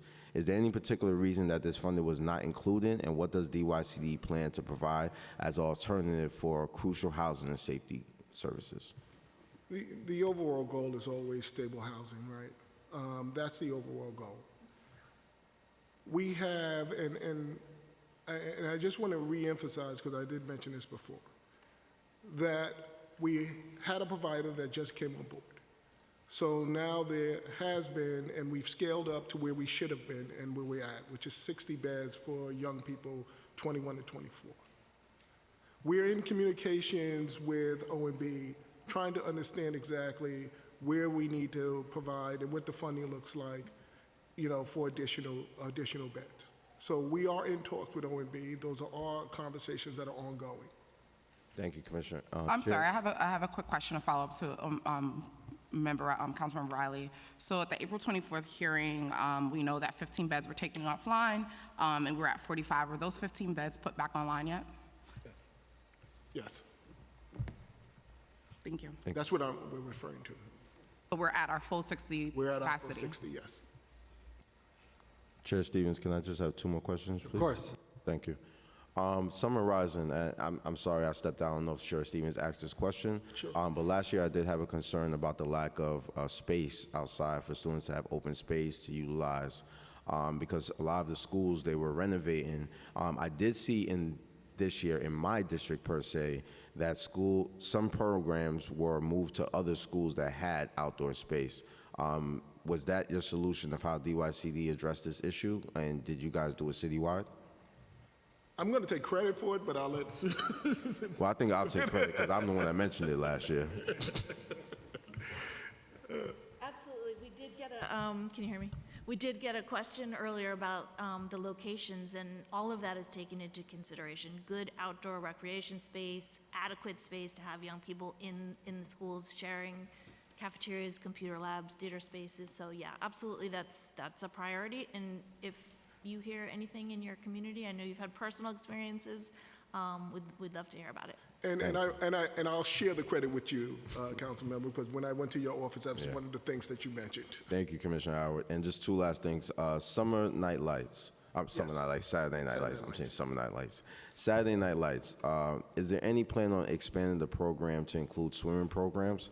I know certain sites, like in my district, the YMCA is a Saturday night light program, but they just have like basketballs and other programs. Is there any talks about expanding swimming programs for Saturday night lights? I'm going to bring up Deputy Commissioner Rathaway and talk about that.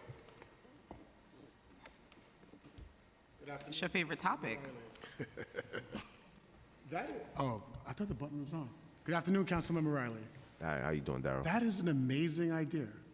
I think we right now there are no plans to expand into swimming, but it's something that we could definitely talk about offline, take a look into, and see if we can run a pilot. All right, and give the credit to me when you do, okay? Great, and while we're expanding it, make sure we add an evaluation component to it as well. Because we should stop expanding programs if we don't have evaluations to ensure that they are actually doing what we want them to do and having goals around them. Noted.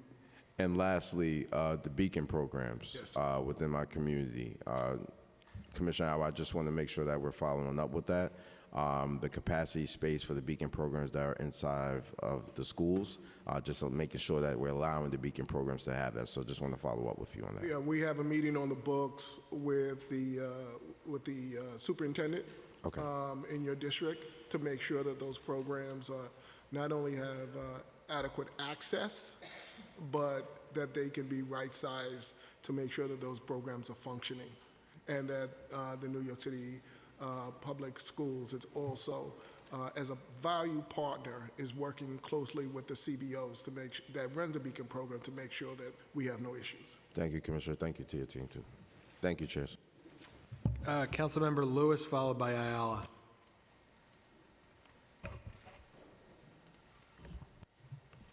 Thank you, Chairs. Nice to meet you, Commissioner. Thank you for coming with your whole team. All right, lots of questions. All right, the first one is in regards to a financial literacy program that we've heard in committee. We have a bill right now asking for DYCD to provide a financial literacy training for youth, especially homeless youth. So I wanted to know, in this executive budget, are there any funds included to start a pilot program for financial literacy for youth? Good question, Councilwoman. There actually is a financial literacy component in our Runaway Homeless Youth program. And not only is it in our program, but it has been an investment that the mayor made sure that we have in not only the SYEP, but other program areas as well. And I really want to emphasize it and just shine light on the Department of Consumer and Workers Protection, because they also provide financial literacy in our programs as well. So I just want to share with you, we had a hearing, Chair Stevens had a hearing last month, and we heard from youth that said that the program was not successful and not helpful. So you may want to think about having a conversation with some of your sites about this particular program. And maybe consider what our bill is providing as a second option. I would love to hear feedback on what the young people have been telling you about their success in the program and where there's program gaps. Thank you, and hopefully you can include those funds in executive budget. I have a quick question about ONS. So now that DYCD will inherit ONS at $184 million, I don't know about other members, but for me, the coordination with Cure Violence Sites has been unsuccessful. And I wanted to know, is DYCD going to increase the number of contracts for these programs? Sure, I'll take that. Thank you for the question. And I think to answer the first part, I think part of the reason why it's being moved over to DYCD is that we can connect, we can make those connections for those groups because of all the different CBOs that we work with and having programs in every district. I think with regards to the expanding that, there is right now there was an RFP that was released, so we are pending the results of that. It does look like there will be an expansion, but we don't have that released yet. So that was going to be my next question. There was an RFP that was released in 2021 for FY22 for additional providers under CMS. I wanted to know if these particular groups would be considered in the new executive budget that's being put out, only because some of them haven't been able to either scale or don't have the capacity to provide the services. And then I do have another question about Saturday Night Lights. Many of our members here, Councilman Riley being one of them, have Saturday Night Lights in their district. And I find that we ourselves have to talk to our providers about restructuring the program. Like in my district, we've included golf, tennis, in addition to basketball. Councilman Riley's gonna add swimming. I'm gonna give him his credit for that.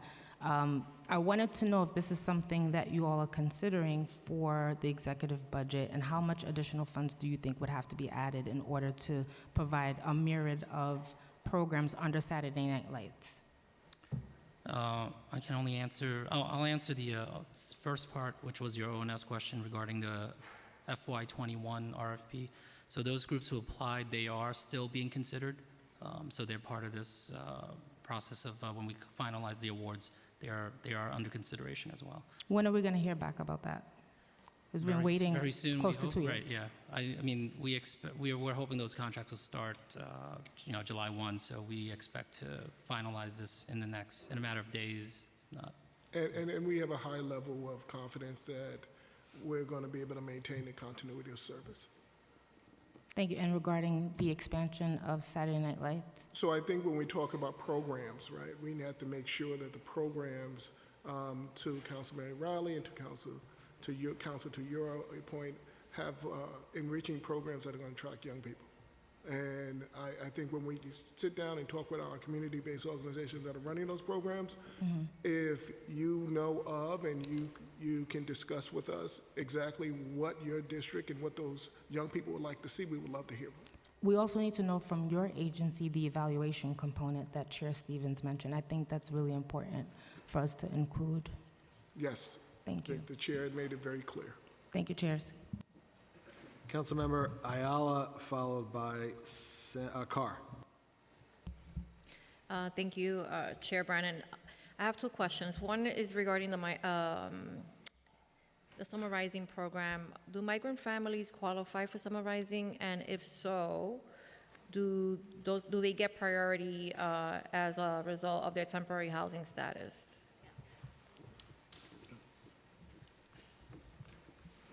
Yes, to both. Yes, they do. Yes, they do. Okay, perfect. Thank you so much for that. And regarding the contracts, I know that Councilmember Stevens asked earlier, but I don't believe that we got a thorough response. Regarding the contract payout backlogs, obviously, as stated before, providers are saying that there's not enough contracting staff. How are you addressing this internally?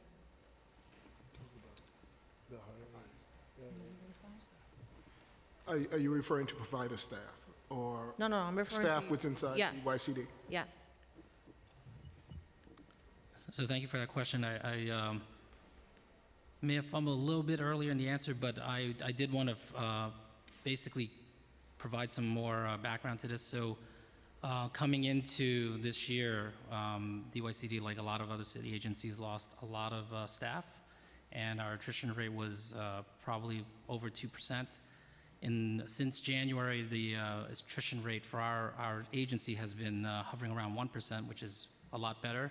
And I know that Councilmember Brannan had asked and made a point that we only were able to add one additional head, but we were able to stop the flow of people leaving, or at least offset that. So right now, our total agency headcount is 517, of which we have 479 on board, and we are making a press to hire on those remaining heads. So right now, we already have about a dozen or more people who are in the pipeline to be onboarded in the next couple of weeks. How many of those are specifically addressing the contract issue? I don't have that exact number, but we can get back to you on that. I'd appreciate it. Hi, Chair.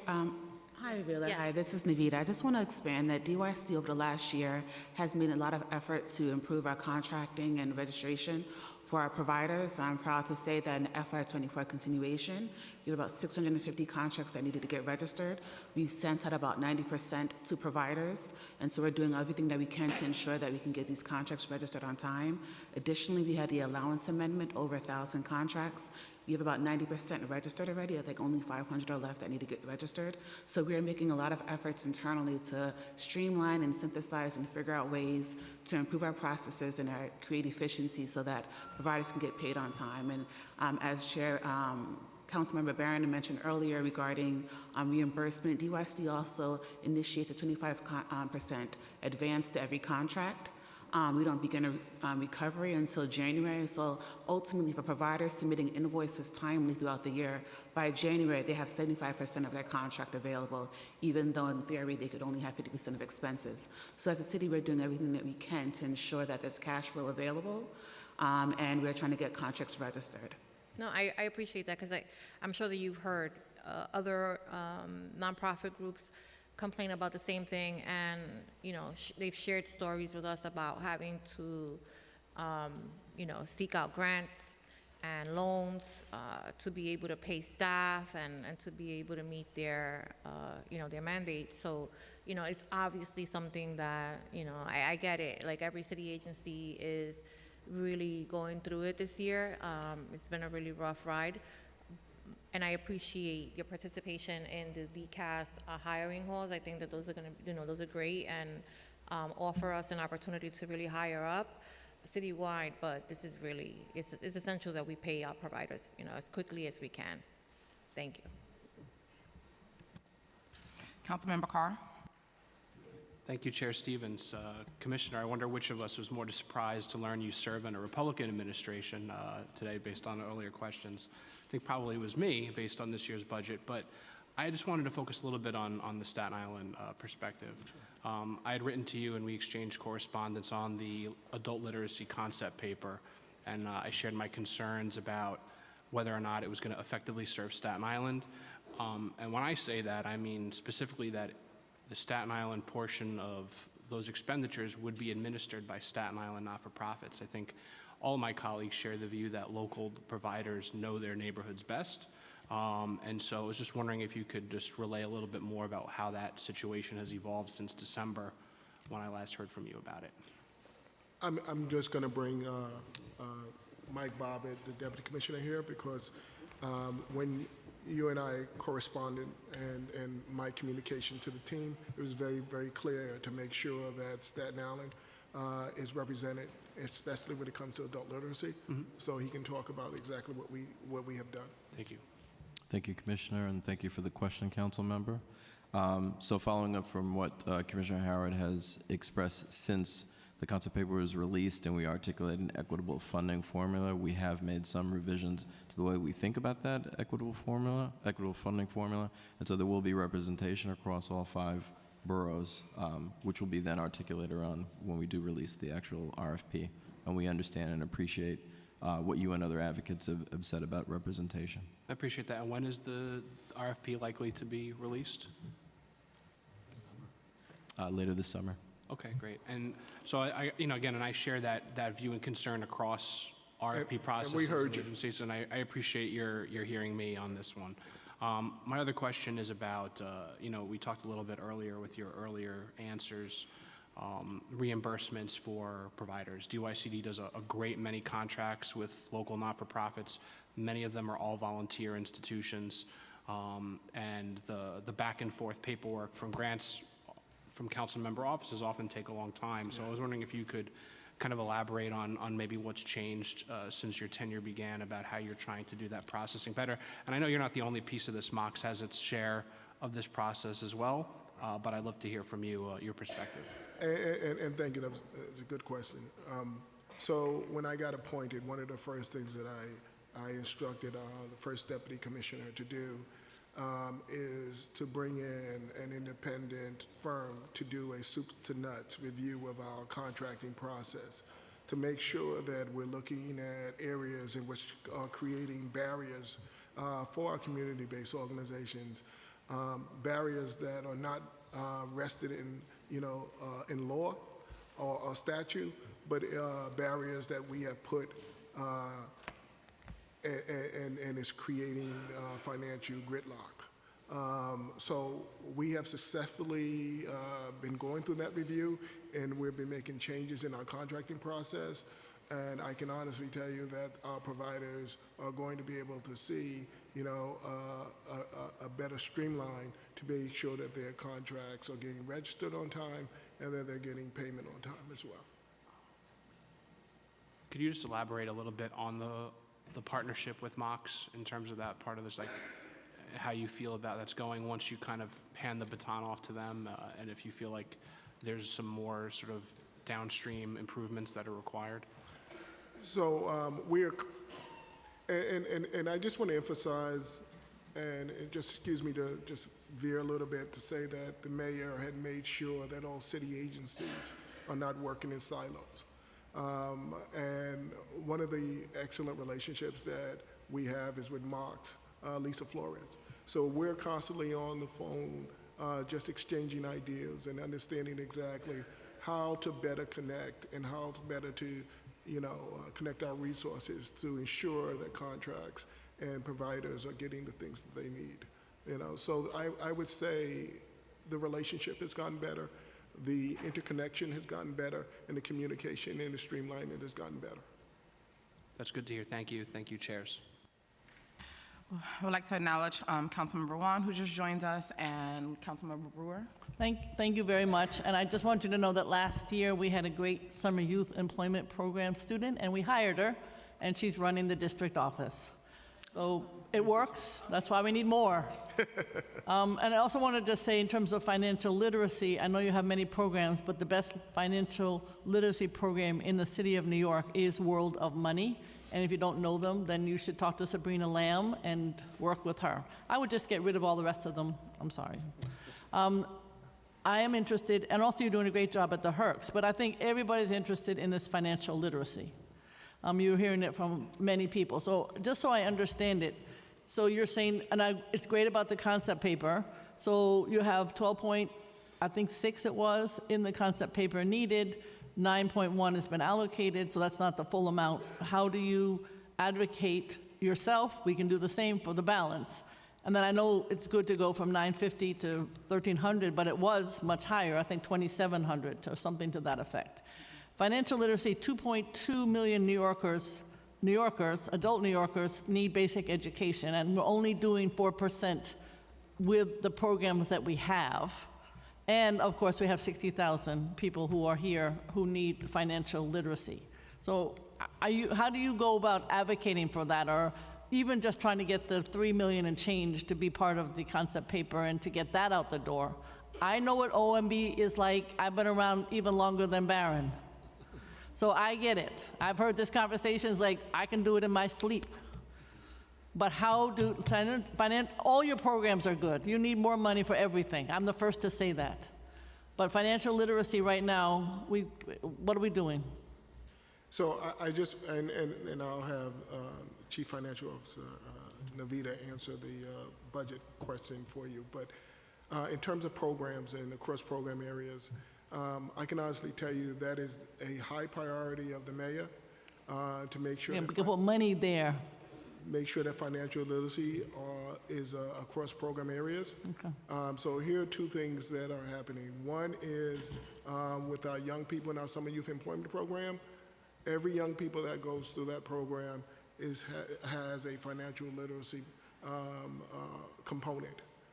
And they're engaged with our CBOs on financial literacy. Okay. Through our Runaway Homeless Youth Program, financial literacy.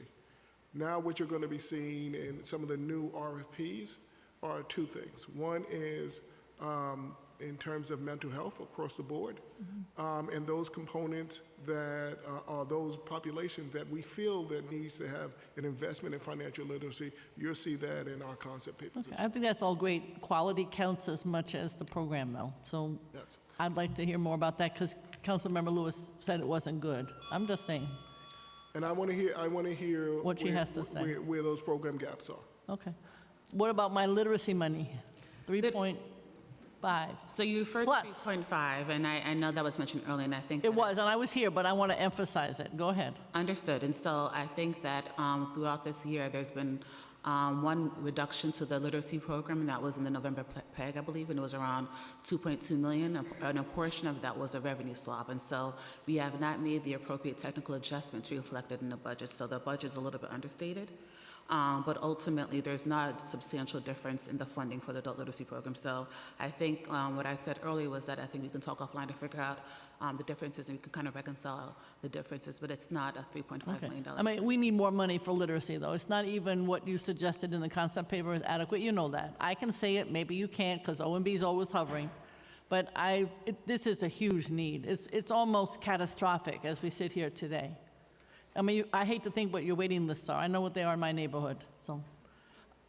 You want to add something? Because I have another question. I wanted to add something quickly about the financial literacy, because it's come up twice. At the World of money. At the hearing that Chair Stevens convened last month, we heard from young people who are members of the Youth Action Board, young people with lived expertise.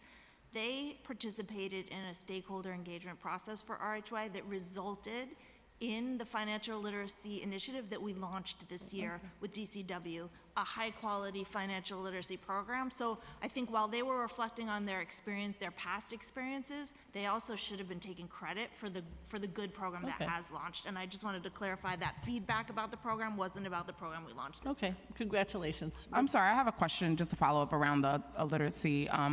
Wasn't that a one-year pilot program that was going on? Has that money been allocated for this year as well? That program is still operating right now. Yeah, I know, but wasn't that a pilot program that we're talking about in the drop-in centers that you're referring to? It's 1 year. So has that money been put in the budget for following years?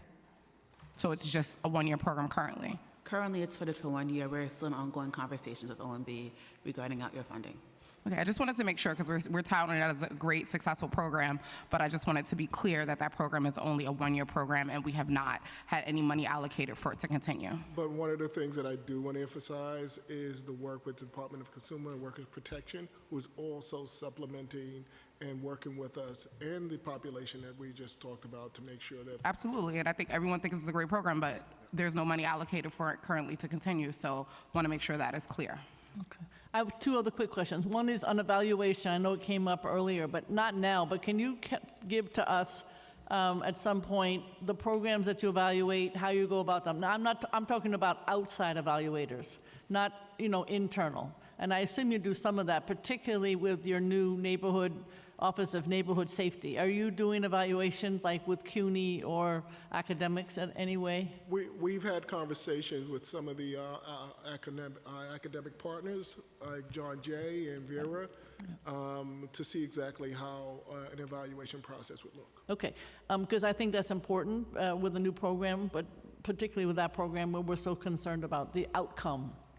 Okay, so you'll keep us up to date on that? Yes. Okay, and then NYCHA. So the long story short, I took the money that the speaker kindly gave every council member, going door to door in NYCHA in my district, opened up the community center, and now it's open 7 days a week. That's what every NYCHA community center needs to be, and I think it's under your purview. Obviously, NYCHA's up here, but you fund the programs. Are you doing that? I mean, every single NYCHA community center to be reviewed on a spreadsheet, GIS, program in there, and evaluation, 7 days a week. We have an amazing program staff that goes out and evaluate the program. Yeah, but they're not doing it. I can tell you. I know Manhattan. I know every blade of grass in the borough of Manhattan. They're not open 7 days a week. If there are issues and there are services that we need to also consider, I would love to talk to you about it. Okay. Thank you. You will hear from me. Yes. Thank you very much. Councilmember Richardson Jordan, followed by Aviles. Okay, thank you for the work that you do. I wanted to ask about a couple of things. The first is around the Office of Neighborhood Safety.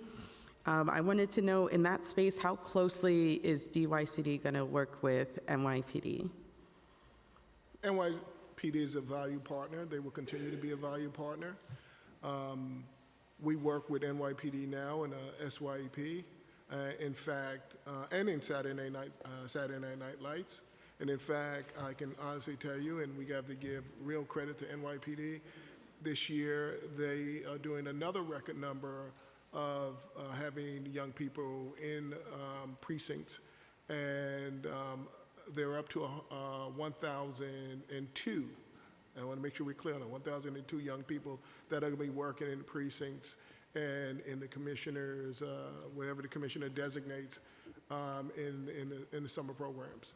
Our Saturday Night Light program, as you know, is a joint program with NYPD.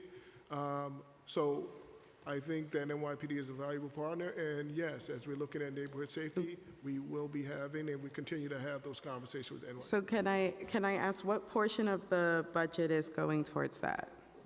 Going towards ONS? The ONS. The ONS budget for FY24 will be $184 million, and that was what we received in the executive 184 plan. million. Okay, and then do you know what it would cost? It could be a rough estimate for us to be able to offer a jobs guarantee for the youth of the city? Could you be more specific, please? If we were to offer a jobs guarantee for the youth of New York City, do you have a sense of what that would cost? So are you referring to outside of the summer programming? Yes. Val, you can talk about that. The 2,000. So you're talking about Work, Learn, and Grow or expanding SYE? Yes. Oh, no, Work, Learn, and Grow, the year-round version, yeah. Yeah, so can't speak to the budget, can just speak to what we do in program, which is, as the budget comes to us, we're prepared and are always working with our providers to make sure we're prepared to absorb whatever budget we get to be able to serve young people. So I think the number question's a budget question, though. Okay, do you know the numbers of how many youth have applied for the year-round version, the Work, Learn, Grow? So unlike SYEP, Work, Learn, Grow doesn't have a large public application. So young people are directly recruited from SYEP by their providers into the Work, Learn, and Grow program. So that's, it's not a number that we have. Yeah, so we wouldn't necessarily know how many youth. How much of the budget is on the Work, Learn, Grow program? Right now, our baseline budget is, I want to say, Navita, hold me honest, $9.7 million for about 2,000 slots in the baseline. Correct. Okay, thank you. Thank you. Councilmember Aviles, followed by Brooks Powers. Thank you, chairs. Thank you for being here. I have a couple of distinct questions. In terms of the one-year pilot for the financial literacy, what is the full cost of that pilot, and how many young people does it serve? One second. The pilot for the financial literacy and peer navigators, the total amount is $2.9 million. And how many young people is it expected to serve? I think it's the amount of kids who come to those programs. I can have Susan speak to that. But the funding primarily supports staff for those sites. About 3,200 young people through workshops, individual coaching, and other kinds of activities. Great. So, and while the mayor seems to be behind the financial literacy program, we don't actually see a clear allocation for it in the budget for the fiscal '24 budget. Is that correct? So we have financial literacy in our SYEP program. We have financial literacy in our RHY program, and we have financial literacy in most of our program areas. Right, but for this particular pilot program that we just discussed was exceptional and wanted to continue. Is this not, this 2.9 million is not in the projected budget moving forward? And so I think those are still ongoing conversations with OMB. Okay. In terms of,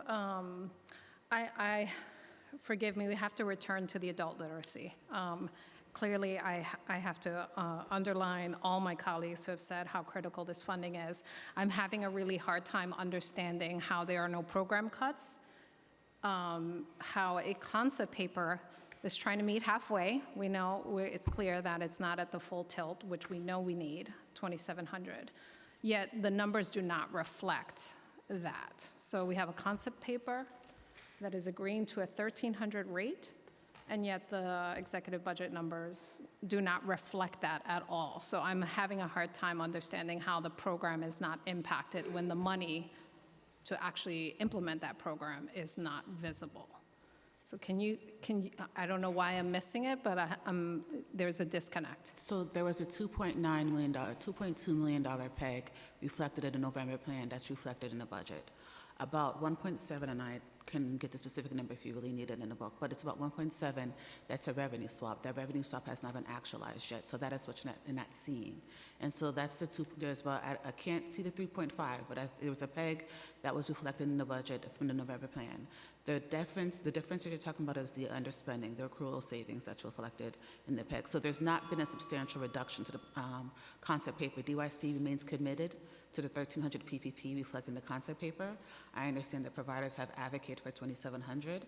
At this time, the funding that we have available supports 1,300 PPP, and we will continue to hear feedback, but we can only move forward with the funding that's available. But there has not been any substantial change to the funding that we have committed to the concept paper, and we remain committed to what is in there. So in terms of, I guess, the numbers that we have the adult literacy in one document decreasing $15 million. And I have in another document a significantly more number. We seem to have a problem of OMB, DYCD, and the executive budget numbers all looking different. I want to remind Council Aviles that a number of funding that we received this year was from the City Council. So there's about 13 million, I think 6.7, and then I think in the previous plan there's about 10 million, 5 million for language line, additional 5 million for slots, 6.7. So some of the gap that you're seeing is reflected that's council funding that came in the prior year. It's not necessarily funded with the baseline budget.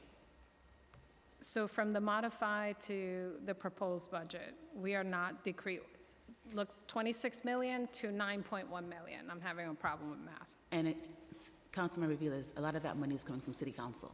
That money is not in our budget for FY24 yet. So if the City Council provides that funding again in the budget next year, it'll be reflected there.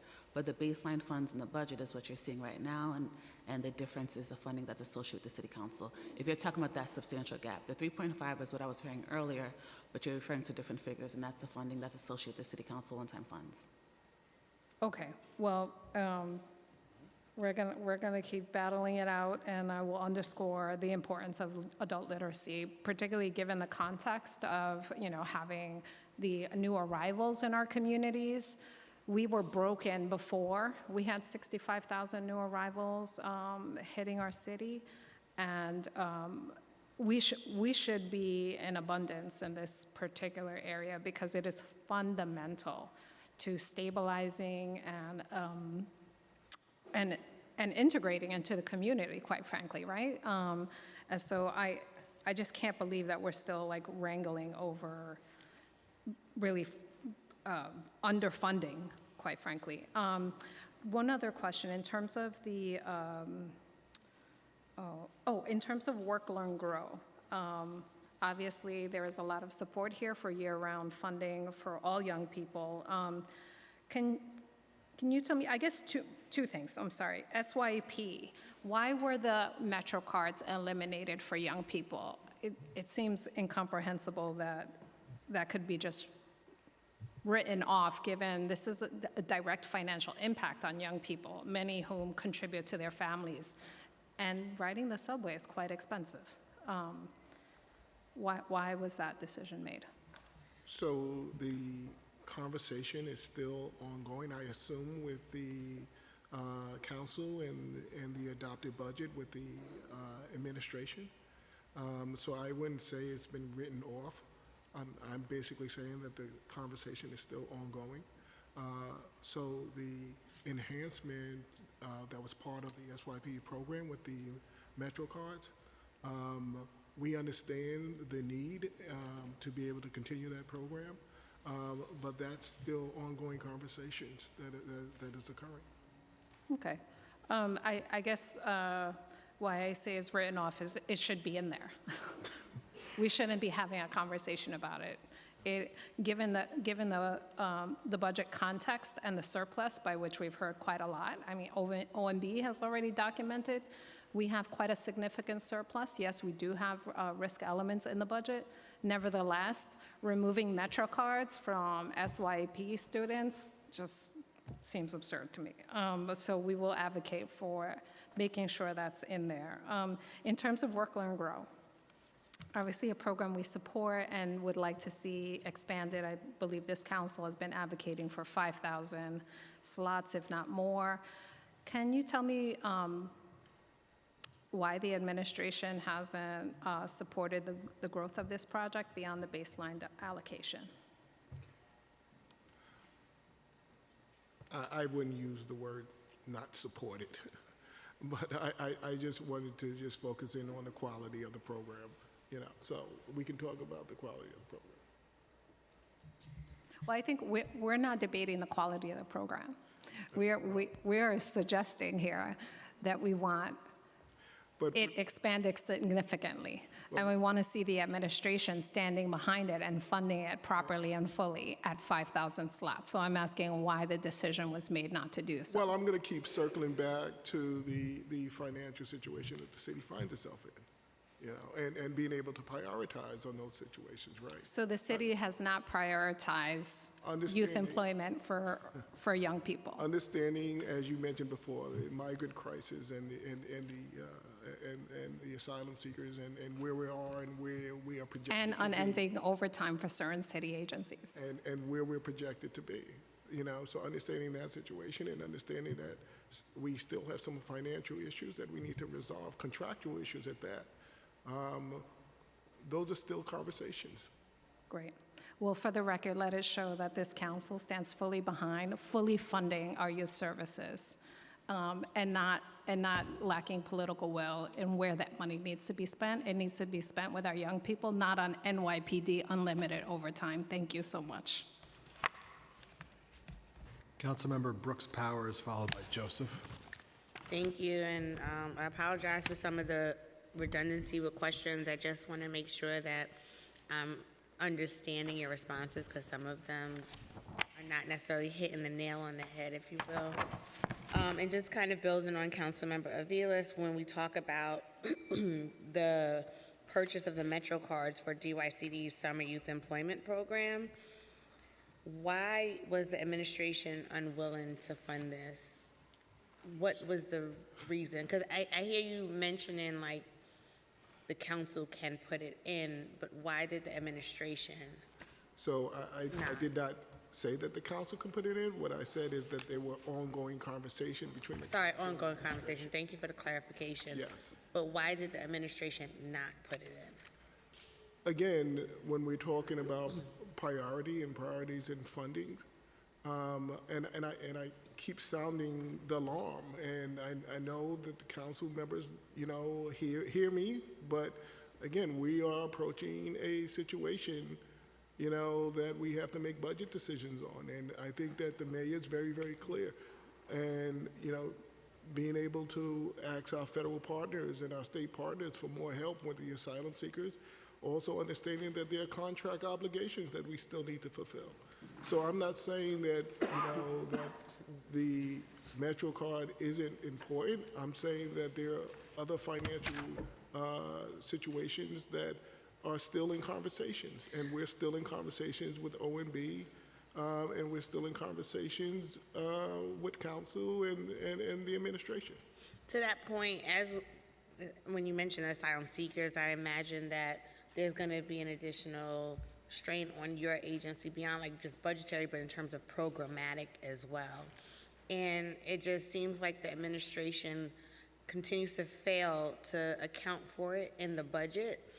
And I'm still unclear on what the administration's plan of action is. The asylum seekers have been coming in for about a year now into New York City. We keep hearing it's going to keep getting worse, it's going to keep getting worse.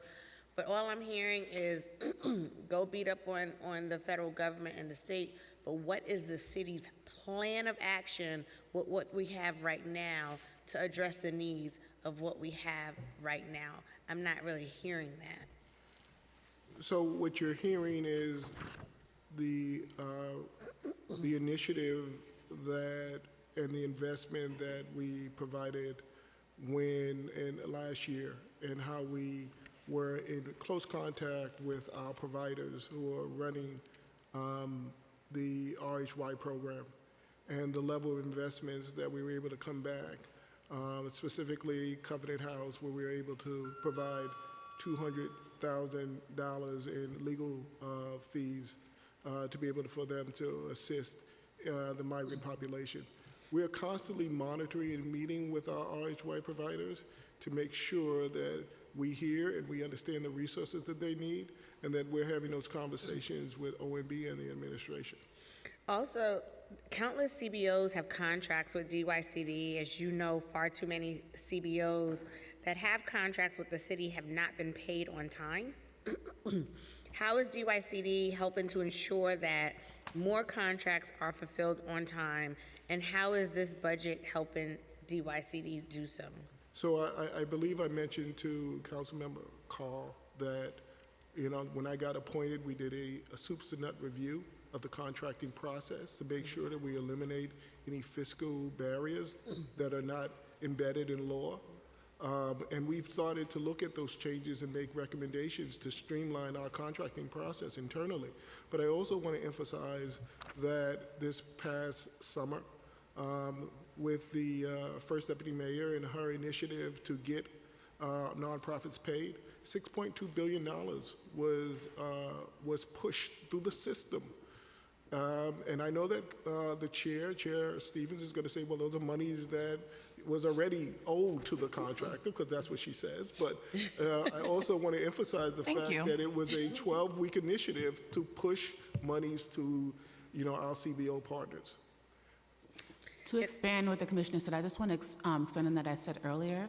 DYC has a very large FY24 continuation plan. We've sent out about 90% of their contracts to providers already. And so we are doing everything we can to ensure that contracts are registered on time by 7/1. And so in reaction to what the Commissioner mentioned as far as the consultant that came in and looked in, we've made changes already that we've already have 90% of the contracts out the door to providers to ensure that things can get registered. So, you know, it's a team sport, and so we encourage the providers to submit documents as quickly as possible. However, for our contracts that were not registered, DYC also initiated additional advances. So as I said earlier, we have a 25% advance policy. We added additional advances. And so throughout this year to date, we added an additional 77 advances. We did initially 1,600, and so we added 77 additional, which served 27 contracts. So DYC advanced about in total $148 million to the sector last year, and for this upcoming fiscal year, we're trying to ensure that cash flow is not a major challenge, and so we're trying to make sure that we get contracts registered on time. So we're doing everything we can to make sure that we don't have a new backlog, so Chair Stevens doesn't say, you know, you did what you were supposed to do. So we're making sure that this time we're doing it up front, and we're being proactive instead of reactive, and so we're doing what we can to address the issue. And I want to make sure and emphasize that the First Deputy Mayor is razor focused to make sure. And not only that, with the creation of the Mayor's Office of Nonprofit with Karen Ford, she's also a true partner in making sure that, you know, the voices of the nonprofits are being heard. No, I appreciate that. And I know a lot of the questions spent some time on the Office of Neighborhood Safety, but I just had two really quick questions just to add to the conversation. One is, what are some of the challenges that this transition poses to DYC operations? So if you could list the 3 challenges, what would you... They already said they don't have any challenges. I never said that. I said that we were in conversation with Mark J. What would be your 3 top? You know, we were in conversation with Mark J. because we're still going through the transition. Now, my first deputy commissioner had mentioned contracts as possible issues, but we haven't landed there to see exactly if there are issues. But I hope not, because I have a program that's shifting from Mach J to DYCD, and it seems like it's been challenging in terms of communication. Well, we would love to talk to you about those challenges, because one of the things that we do and we do well is outreach. You know, so if we can sit down with you and you can explain those challenges, we can work towards that. I would love to. I heard you were in my district, so next time we'll make sure that we connect when you're out there. Does the amount budgeted for fiscal 24 provide additional supports to help facilitate this transition? As part of the new needs submission, OMB has provided the additional funding with regarding headcount to ensure that we have a more seamless and smooth transition. Yes, we will anticipate challenges, but we're confident that we'll be able to effectively navigate them. And is there okay, I'll take that. I'll have a follow-up conversation. Appreciate it. Okay. Well, at least they listed the challenges when you asked, because they said they didn't see anything when I asked. So. And again, we're still transitioning. That's why I asked for the top 3. Councilmember Joseph, followed by Williams. Thank you. Hello, Commissioner. How are you? All right, how you doing? I'm great. Question is, what kind of flexibility does the DYCD have in offering legal service providers to improve their ability to respond to the rising needs for complex immigration legal services as we see Title 42 will sunset tomorrow? We want to know, how are you guys getting prepared? We've been calling the alarm on this since 2021. This is not new. Councilmember Lewis and I, who was here earlier, we were under the bridge, at the borders. And we saw the numbers. We came back, we flagged it for the previous administration, we flagged it for this administration as well. Right. So, I did emphasize the fact that, our providers, and we're in contact with our providers on a regular basis. And that one of the challenges that Covenant House did indicate was, hey, you know what, we need help with legal services. And we were able to provide $200,000 in legal services for Covenant House. When providers talk to us, and as we're going through our weekly and bi-weeklies and monthly meetings with those providers, they are literally very vocal about what resources they would need. And I can honestly tell you that we're taking those very, very seriously, especially understanding, Title 42 and exactly what we are going to be seeing in the upcoming weeks. There's already 24,000 people at the borders as this hearing is happening. So we operate in a place of crisis. We need to have a plan of action in order. Absolutely. And asylum cases are very complex, if you know anything about immigration. No, they're very They complex. take years. And not only that, but there is lawyers in the legal profession handling that sort of skill is very far, where we see a lot of issues with being able to find competent attorneys to be able to handle those issues. I know that at one point you had a $5 million RFP in a pot. Is that still available for legal services? A $5 million pot for Immigration attorneys? There was an RFP out? We didn't, I'm unaware of any RFP that was released for $5 million for legal services. I know the council added $5 million last year regarding Language Line, but there was no RFP that DYCD procured for legal services. Okay, I hope this conversation continues, because this is, and I don't understand why we're not at a state of emergency. So. And understanding exactly that you're on the ground, I know we haven't had an opportunity to really sit down and converse. Oh, no, we haven't met, and I'm the education chair. I know, and converse. So we definitely need to make some time to talk about that. And I look forward to it. We're putting it on the books. Huh? We're putting it on the books. We're putting it on our books, and the chair, Stevens, and I will show it. We roll up together. Okay. We got you. Thank you so much. Thank you. Councilmember Williams, followed by Juan. Good afternoon. How you doing, Councilman? I'm good. How are you guys? Great. So at a hearing on my birthday, actually, it was asked, 329, the greatest day ever. It was asked why some schools have, so many schools have after-school programs and others don't. I guess this question is worded weird, but some communities have an overabundance of after-schools while other communities don't. I don't know, it probably wasn't you, it was someone else from your administration responded that you are looking at an equitable distribution of after-school programs. Can you explain to us a bit of that process? I know it's just in March, but has there been any progress on that? Is this a funding issue that would prevent some schools from having more after-school programs than others? So if we were talking about, our Compass and our Sonics, I believe our contracts have been extended for 2 additional years. But when we are talking about attendance, and as our program managers are going out, doing evaluation on attendance, trying to understand exactly in our portfolio why our community-based partners are struggling, some are, some aren't, with attendance situations. We're taking a look at that in DYCD and understanding exactly what those problems are and how we can be more efficient and not only efficient, but looking at it in terms of the boroughs and understanding exactly, what are the pain points? What are the pain points that we're having in programs? Yeah, I know some programs are overcrowded and then some programs don't have attendance, so it probably has something to do with the type of program that they're offering, which actually brings me to my next question around Saturday Night Lights, and I know you fielded a lot of questions around that, but is there any plan or maybe future plans to create a more robust curriculum?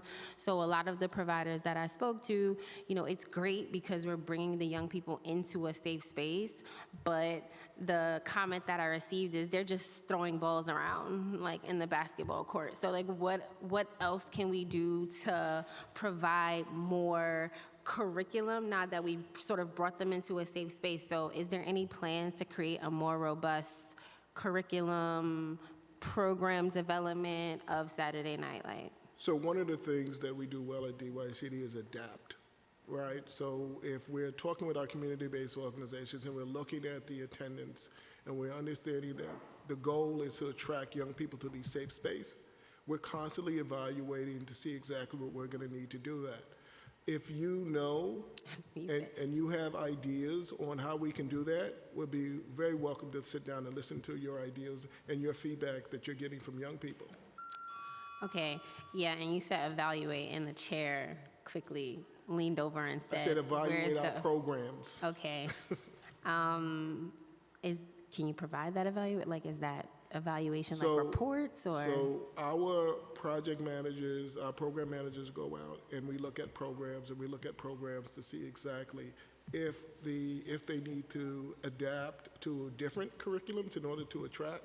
But this is just standard, evaluation and evaluation protocols. Okay, and just wanted to also support Councilmember Riley's idea around the pools. I know some Saturday Night Lights programs operate in spaces that have pools, like the one in my district. There's a pool at Roy Wilkins, and the other one that's going to be in my new district at the Y, they also have a pool there. So it might be easier to do than you think for some locations. Thank you. Now, I understand, and we have a very good relationship with SQPA. Actually, that Saturday Night Lights program, see, I wasn't going to go there, but that you brought it up, because that Saturday Night Lights program is actually not run by SQPA, it's run by Parks, which I think is crazy, because it should be run by a locally based organization, but you all have some Saturday Night Lights programs that are run by other city agencies, which So is what I was getting ready to say questionable. is we have an excellent relationship with SQPA, who runs a significant amount of our programs. So having them as real thought partners on exactly, what we need to do to capture the interests of kids is what we're constantly doing in DYCD.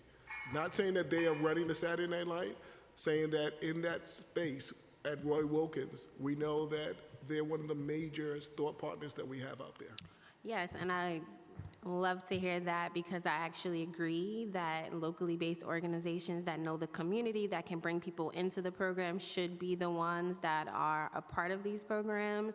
So it's very unfortunate to see in Queens, the DA's office is kind of like in the mix with some of the Saturday Night Lights programs, and so is the Parks Department. So again, you have other agencies sort of intermingling into this process, which to me really like water down the type of programs we can offer to the community. I respectfully disagree. Our Parks Department and our DAs, are very good thought partners, and we work very well with them to run programs. I didn't say that they were not good thought partners. I'm just saying on the grounds. Sure. From my observations, I don't think that they're adequately delivering the services and bringing in the young people in ways that I feel are meaningful. And I don't think it's just the DA and the Parks Department. I think a lot of providers are also going off of what they're supposed to be held accountable for in their contracts, which is an issue that we have with CMS. What are you actually telling this organization to do? And if you're just telling the organization, just get some kids in and have them, play basketball, then that's what they're gonna do. But if there's more accountability from the agency side to say, hey, actually, let's get them in to play basketball and ask them if they need food, or ask them how they're doing in school, or funnel them to other services that they may need by just maybe asking questions or doing one-on-ones, then yes, you'll have providers or the DA or the Parks Department doing that type of work. So just want to add. I hear you. And also, I just want to add that the DA sites are actually transferring to DYCD in FY24. I missed what you said. There are 13 DA sites that you're referencing. DYCD will be operating them in FY24. Great. So I guess they aren't much of a great thought partner, since it'll just be DYCD. They will still remain as thought partners, Councilman. Councilmember Abreu. All right. Thank you, Commissioner. DYCD, I think you have a thought partner in the council, should you want one. Absolutely. So my question is, we have a few cornerstone projects in our district throughout NYCHA.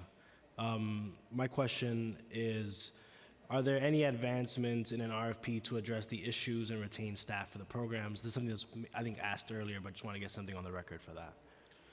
So our CBO partners, we work with them in capacity building, and we've done joint job fairs to make sure that they can retain, and not only retain, but also bring on new staff. And do you have any idea of an estimate of funding that would be required to address the needs of the providers for these programs? In terms of staffing appropriately, is that Funding to address the issues that are coming as a result of the right sizing, so like retaining staff or adding positions.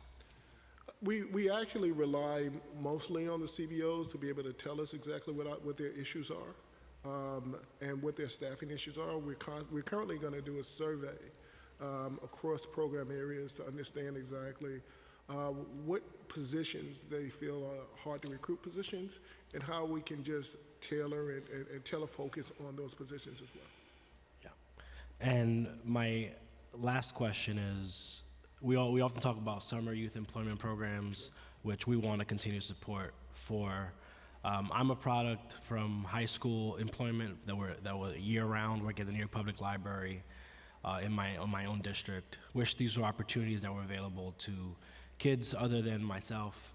I guess, is there a plan, in the future for the administration to consider year-round youth employment in addition to summer? We did comment on that, and there are currently 2,000 slots in our Work, Learn, and Grow program. So we're constantly talking with the administration and ONB to see exactly how we can grow that program, but those conversations are still ongoing. Thank you, Commissioner. And also want to say thank you for working with our office regarding the slots that were under-enrolled last year. This year, I think we're seeing those numbers change, and I know that our office was working with you on that, and you made yourself available, you've come to my district, and you've done the outreach, so we're really grateful for that. And I appreciate that. And yes, you are thought partner. I know. Okay, Chair Stevens to close us out with some questions. Just really quickly, Councilmember Riley asked me to ask how much funding is allocated towards the Father Initiative. Sure, give me 1 second. I can give you that information. Sorry, it's been a busy morning. Yes, fatherhood. In FY24 will be $2.8 million. I'm sorry? $2.8 million. $2.8 million? Thank you. And just a couple of questions, a follow-up question from at our last hearing, we talked about having a meeting with providers around the RHY sites and the drop-in center around clarity, around sleep and no rest and all those things. And I have still heard from providers that there was no meeting that was had specifically around this to give them guidance. Could you give me a date on when you will be meeting with providers to give them clarity around the drop-in centers and the confusion around the no sleep and resting in the centers? So we have been meeting with our providers in the RHY, specifically in the drop-in programs, just reiterating exactly what the guidance and also fielding their questions. But Susan, if you can. I just want to say again, but as I said at the last hearing, that clearly there's a disconnect because this was a question that providers gave me today. And if you are meeting with them, they clearly are not getting the answers that they are looking for because they keep reaching out to me saying that they still need guidance.